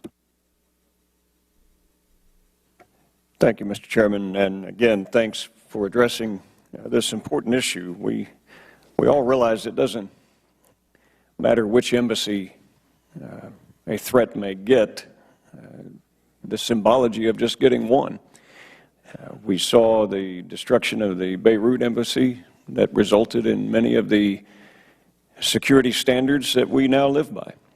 We saw the loss of the Tanzania and Kenyan embassies that furthered under the Secretary of State, then Colin Powell, to make standard embassy designs so that we could have something that would economize the dollars that we have and also provide security in all of the foreign missions that we possess. And therein lies the problem. We've seen in recent years a deviation. Some for needs of topography or needs of the country or needs of the mission, but some just for purely different political reasons. And I guess, Director Muniz, you bring not only integrity and a great work ethic and reputation that I think both sides respect, and you've certainly earned that. But my question, and we see it here even with the London Embassy, what do you think would be the most important? Spending hundreds of millions of dollars beyond the scope of what's needed in non-standard designs with renewable energy projects and initiatives, or building proven, secure embassies that will, maybe alter for aesthetics or for culture in our most vulnerable missions overseas? Which is more important, dealing with the terror threats that we face globally today? Thank you for your question. I think I would argue that we don't have to choose one, we can do both. So I think London is a great example of, as I explained earlier, the department was faced with a situation where we could have spent $550 million at the time of that estimate. Today, that would be $730 million we could have invested in renovating the existing chancery, and it still would not have met security standards. So we had to look at alternatives. We sold existing functional properties in London to finance the current project. Many of the sustainability requirements of the embassy, the public art requirements for that embassy, were put on us by the City of London and by the borough in London in which we're developing that building. So part of it is what we need to do to satisfy the local government's requirements for us to build, well, much and I do appreciate we meet that. Local requirements Sure. here. And I understand the cultural needs. I mean, we are representing our country in theirs around the globe. I've had the privilege to travel as a member of this committee to many countries examining embassies. But I don't think that we are having security and thrift as the greatest thing in view. And then to hear you, Mr. Starr, say that in essence, it's all unicorns and rainbows, and it's perfect out there, and then now we need to spend hundreds of millions of more dollars on a training facility that, quite frankly, our armed forces could probably cooperate and provide many of those needs. And I guess, just from an infantryman's point of view, and having been in a number of embassies in my military career over more than 2 decades, I saw a lot of glaring things that you don't even seem to be caring to address, and so I would like to address some of them since we have you here. Security detachments, basic stuff. You're complaining about not having, tens of millions of dollars or hundreds of millions of dollars for this or that security. Well, I got some questions for your night vision devices, aiming aids for our security detachments. We're talking 4 figures here could fix these in any given embassy. Power generation, water storage on the periphery walls. Very vulnerable. They say, well, we can hold out for 30 days. Not if it's out there on the wall and it's already taken, which usually is the first thing that gets assaulted at an embassy is the outer wall. And then we see sewer and underground vulnerabilities. You ask, okay, where does this go? What's the access here? Well, we think there's some bars down here that would prohibit people getting out. I mean, these are consistent things that I've seen on my trips. And we're not talking hundreds of millions of dollars, sir. We're talking single-digit millions could fix a great many of these things. My question to you, if you are so dedicated to security, what are you doing to address those things? Thank you, Congressman. There are thousands of things that are wants, and there are things that are needs. Working closely with the Inspector General, who goes out and looks at our posts, And then we put together multi-agency teams that include the Department of Defense and the Marine Corps that look at our embassies and DS agents that go out. And they tell me they need these things. We look at these things. No, sir, I have no request from the Marine Corps for night vision devices. I have specialized units. You should get out to your embassies more and talk to those security teams. Sir, I've been to Afghanistan, Iraq. No, I'm not talking Afghanistan and Iraq. I'm talking countries that largely have peaceful populations. I've been to many of those places as well, sir. Well, I have no doubt that you have, and I would suggest, in fact, I would like a report back on how you're addressing, when you have basic Marine riflemen that don't even have an aiming aid on their rifle per rifleman, when you don't even have in a, say, a 6-in-1 security detachment and they don't have 7 total night vision devices. These are very, very simple fixes. When you're talking about peripheral water storage and electrical generation that could be brought interior, much more close, and allows these legations to survive in the critical hours where they can maintain their communications and continue, I would say we have much, much more work to do. And I, quite frankly, Mr. Starr, I've not been impressed with a lot of the initiatives and the bright, rosy picture that you portray, because in very simple, correct fixes, we can do so much more than we're doing now in practical terms without asking the American taxpayer for hundreds of millions of dollars. And, Mr. Chairman, thank you for indulging me beyond my time. I yield back. Before the gentleman yields back, I want to follow up on his question. Are you suggesting to us that there are no outstanding requests for anything from the Marines? Sir, the Marine Corps is responsible for providing weapons for the Marine detachments. I am not aware that there are unfulfilled requests from the Marine detachments through their MCOs to the Marine Corps. The Marine Corps sets the specifications for what weapons they get, what gear they have. That is up to the Marine Corps, not up to diplomatic security. The larger question about other things that we have. Wait. I want to get to the Marines here, okay? Yeah. If they need material, if they need equipment, they're to make requisition through the Marine Corps. Through the Marine Corps? Yes, sir. And they're to get that from the Marine Corps? Yes, sir. So if they need night vision capability, they need to be able to, they're sitting there in the booth and they want to be able to see the perimeter. Whose responsibility is that? That would, if there's a need for night vision equipment, it would come from the Marine Corps. I would tell you, sir. Wait a sec. Now, there's individual goggles. Right. But then there are cameras. Right. That is ours. All of our cameras have night vision capabilities. That is absolutely not true. Sir, you are so full of it, I can't even begin to tell you. That is not true.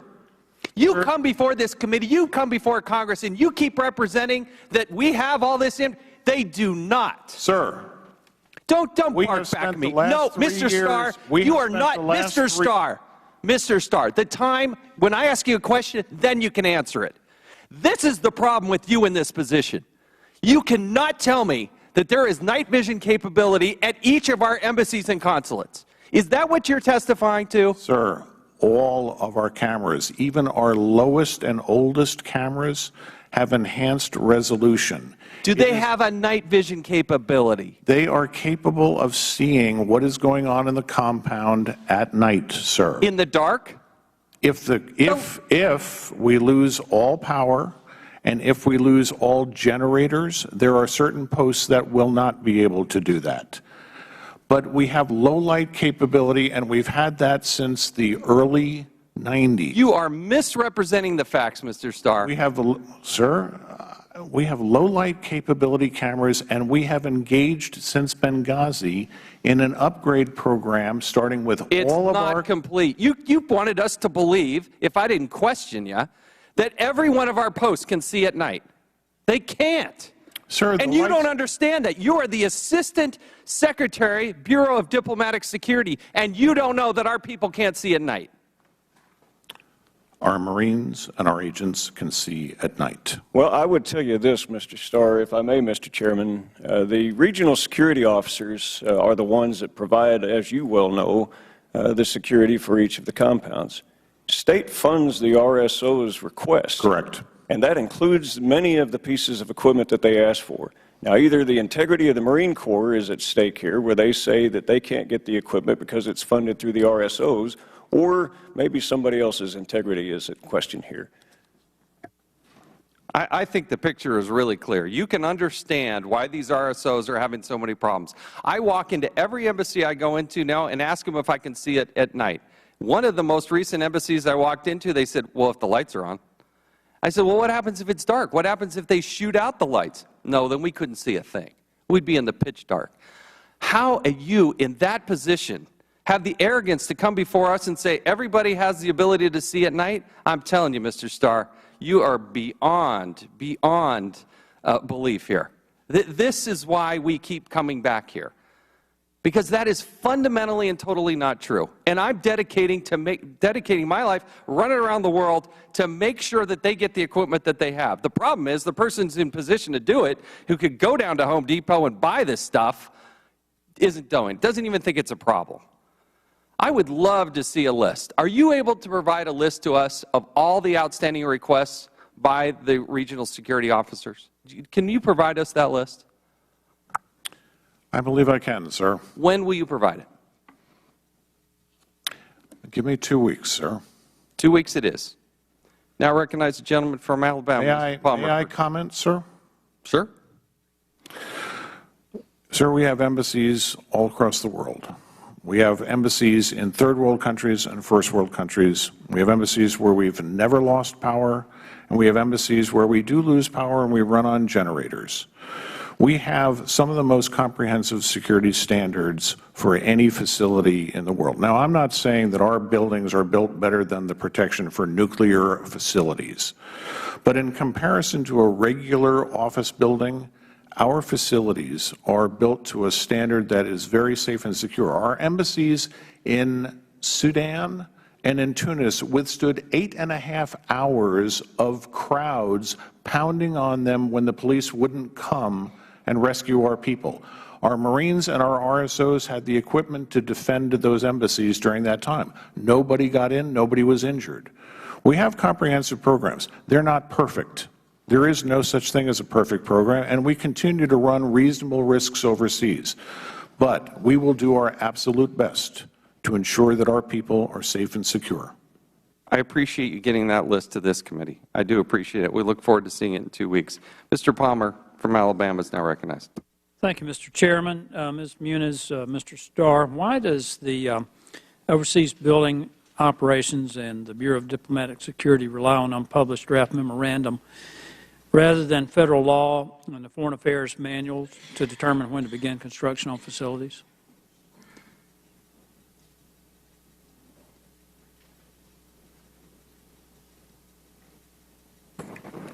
I'm not sure I understood your question correctly. I think it was, why do we rely on our published policy versus law? Unpublished draft memorandum.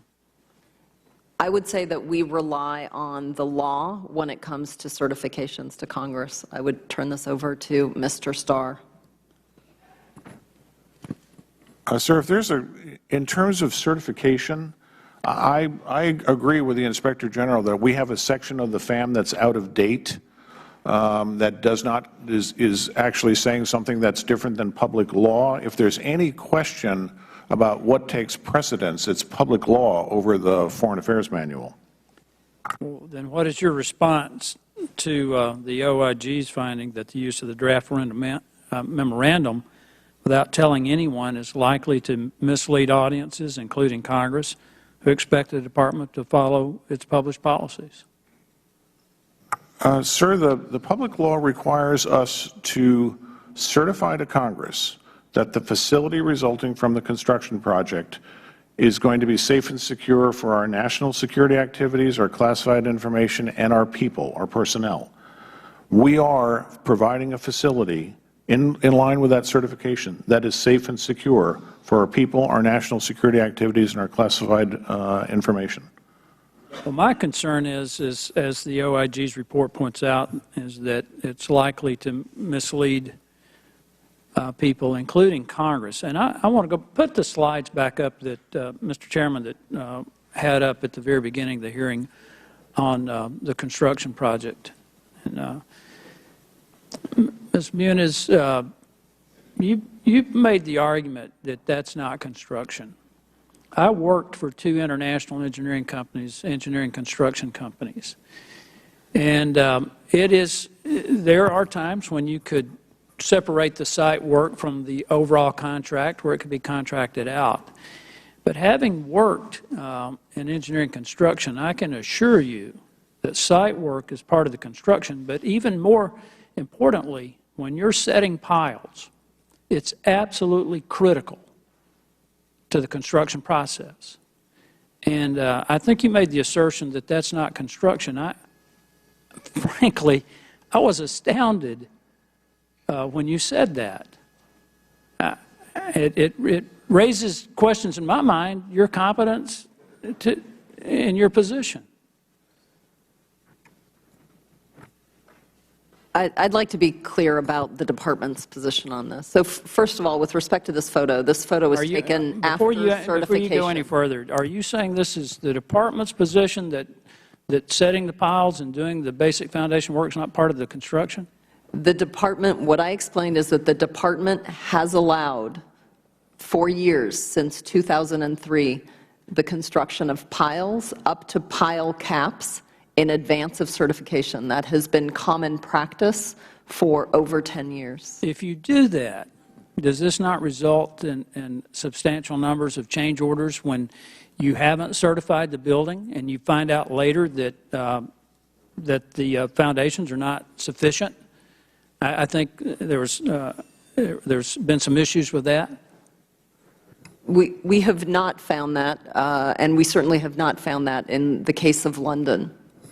I'm talking about overall, and because I think there are issues with exceeding the budgets, having numerous change orders. I think there was some issue with a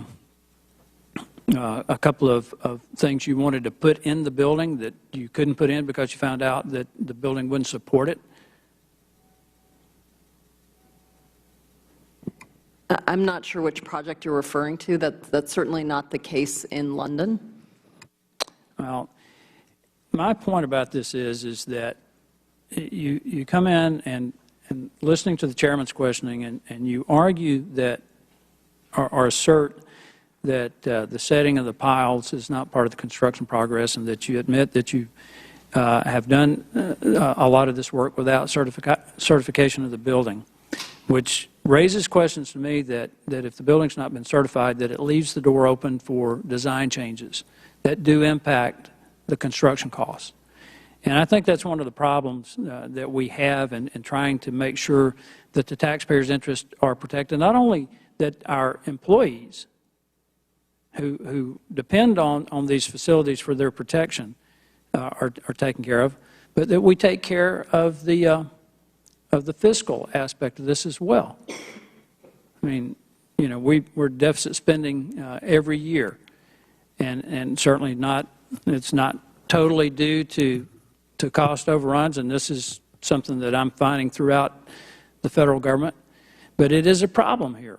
And listening to some of the other questions been asked about some of the inadequacies that are not being addressed, and we're spending, I think, millions of dollars having to address issues of design changes and change orders and other aspects of construction projects. And again, frankly, for someone to assert that setting the foundations and driving the piles it's not part of the construction process raises serious questions in my mind about the qualifications of the individuals that make those assertions.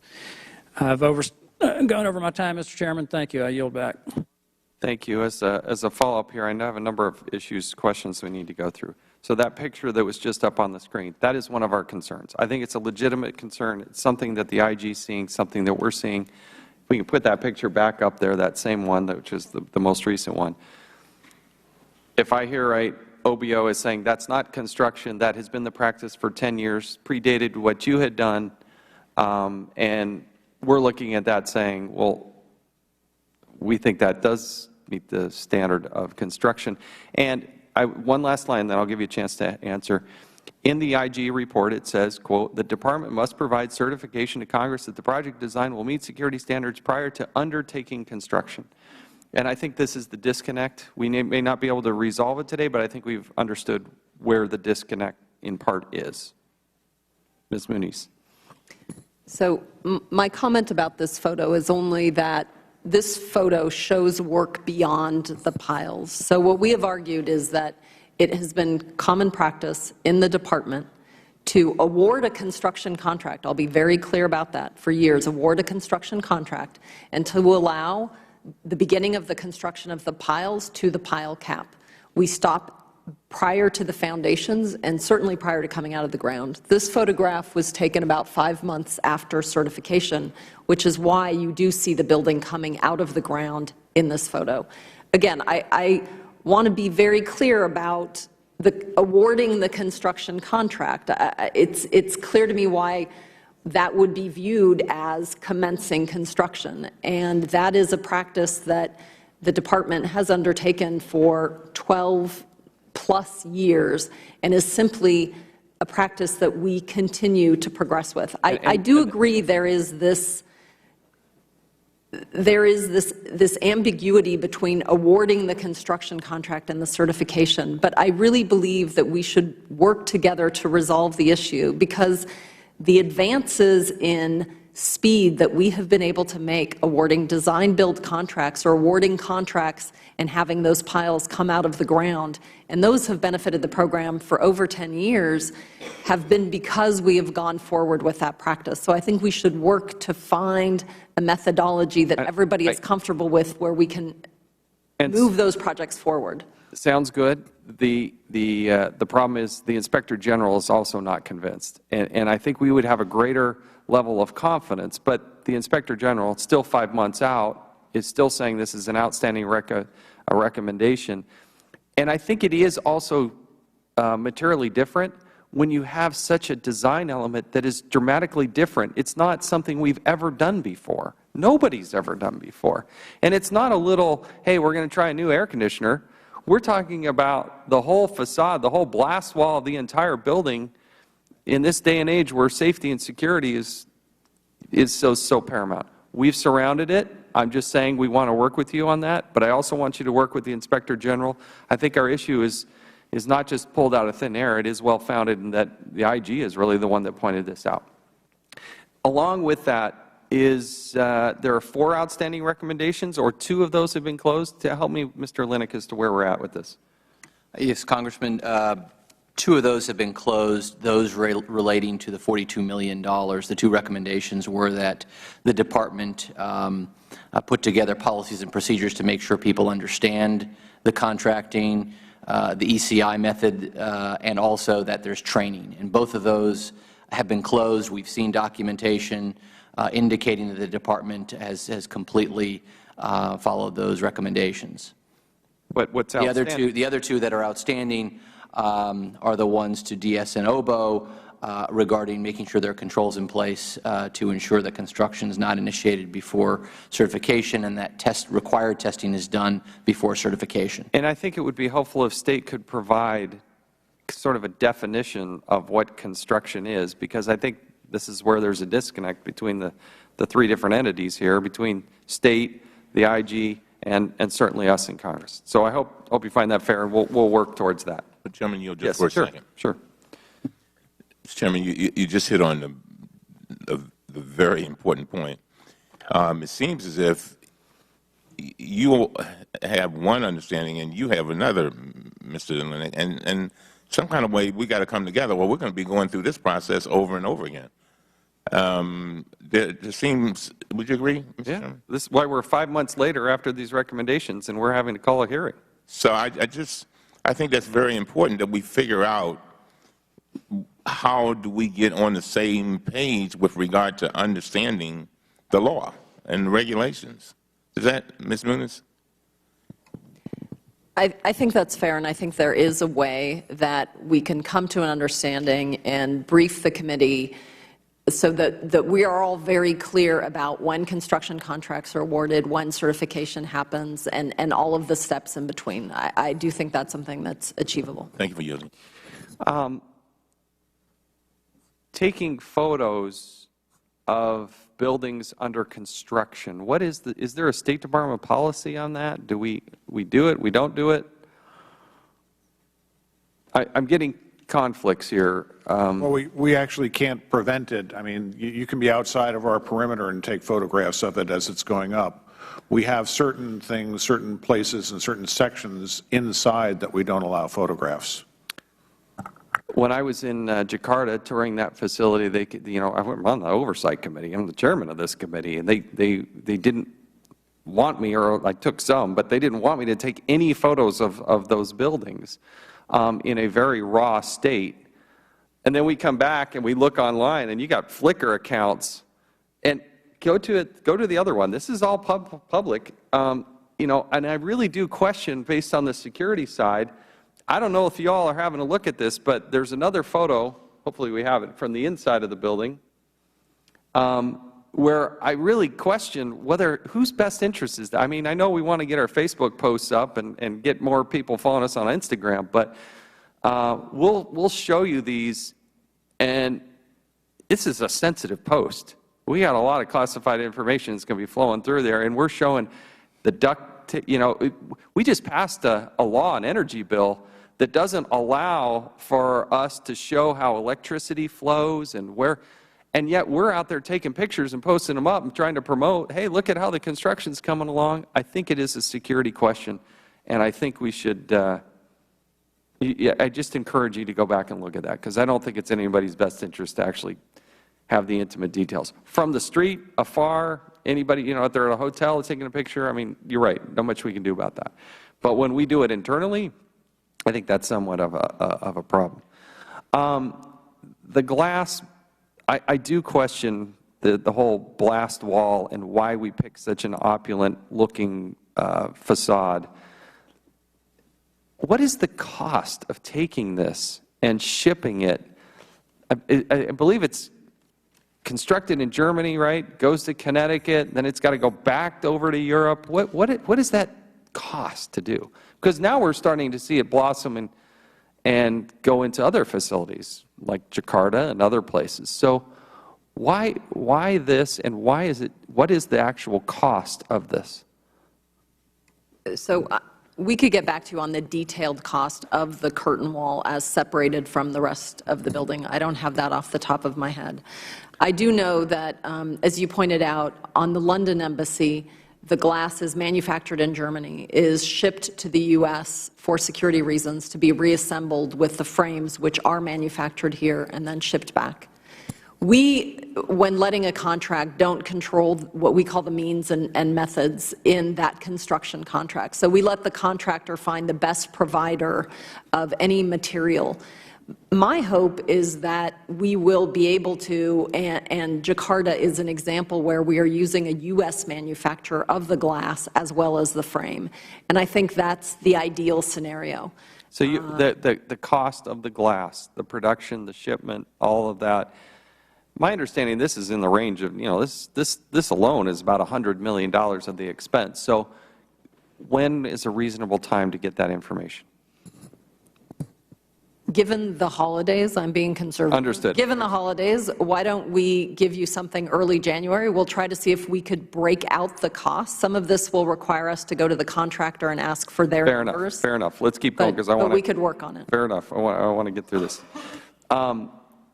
There's an issue with the VAT tax. I don't know where we're at in this process. I've read news reports.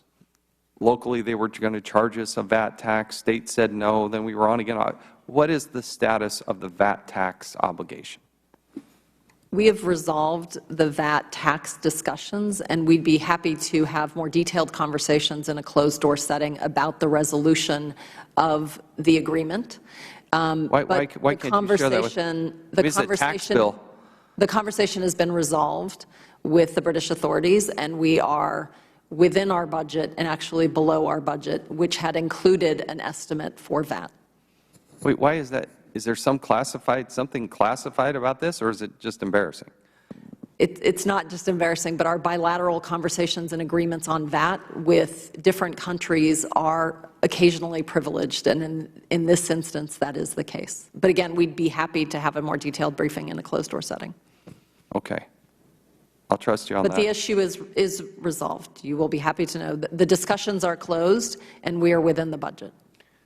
There was a news report that you had spent $1 million on some slabs. I don't know how to describe it other than slabs of cement that was supposed to adorn the embassy. It was $1 million expenditure. The artist's last name, I think, is Scully. But then it was discovered, at least according to one news report, that it was too heavy to move and certainly too heavy to be in the embassy. What is the latest on that fiasco?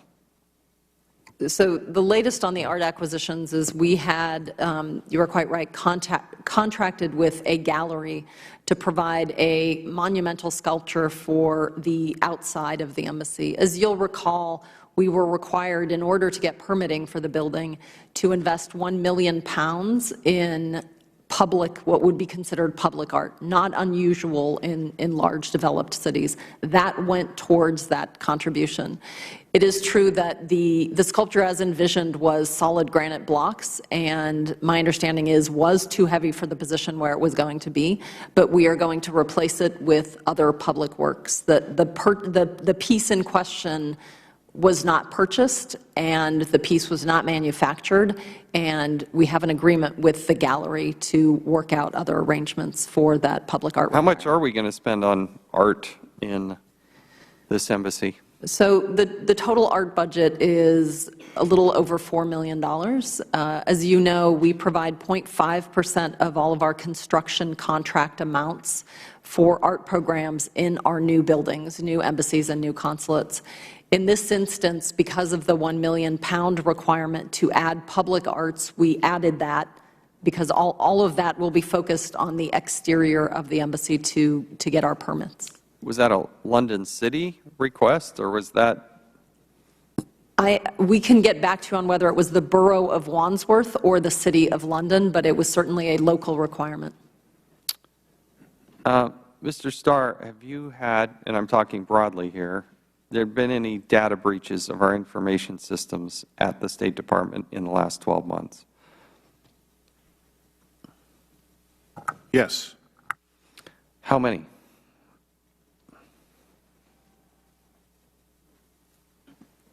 I know of only one that any data was exfiltrated. And was that different than the Office of Personnel Management? Yes. And how many people did it affect?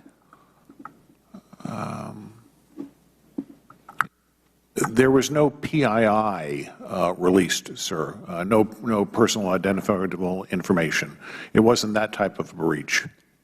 Was there any classified information released? No, we don't believe there's any classified released either.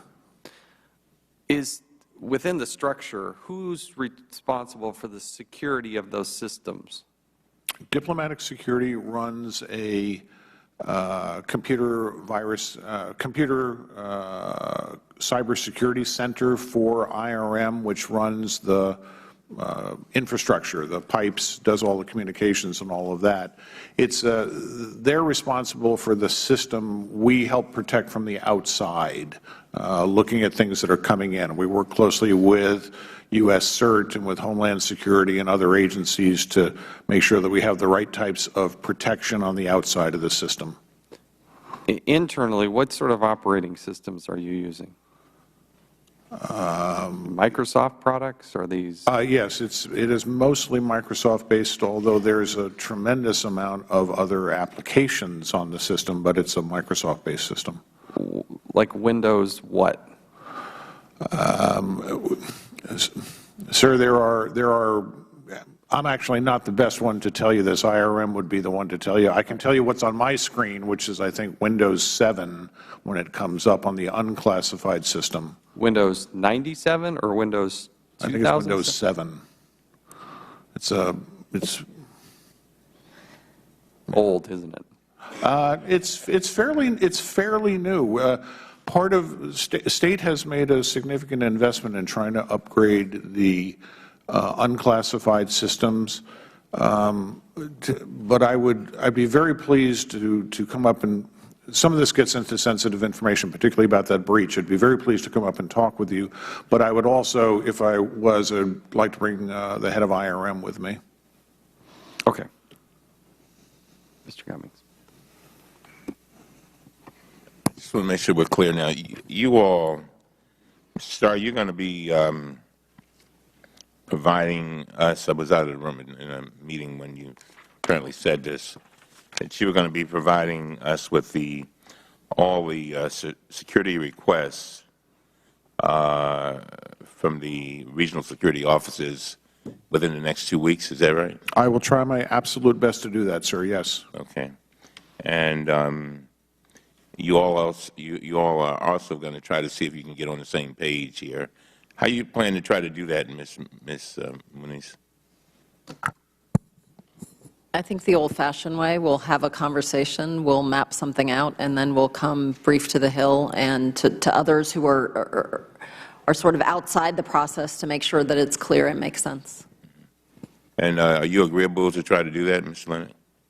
Absolutely. Very well. I want to thank you all for being here today. I appreciate your testimony. We, of course, have our concerns. We are always concerned about costs, even though we know how this is pretty much paid for by the swap or whatever you want to call it. But the sale of properties, our properties overseas, over in London, in England.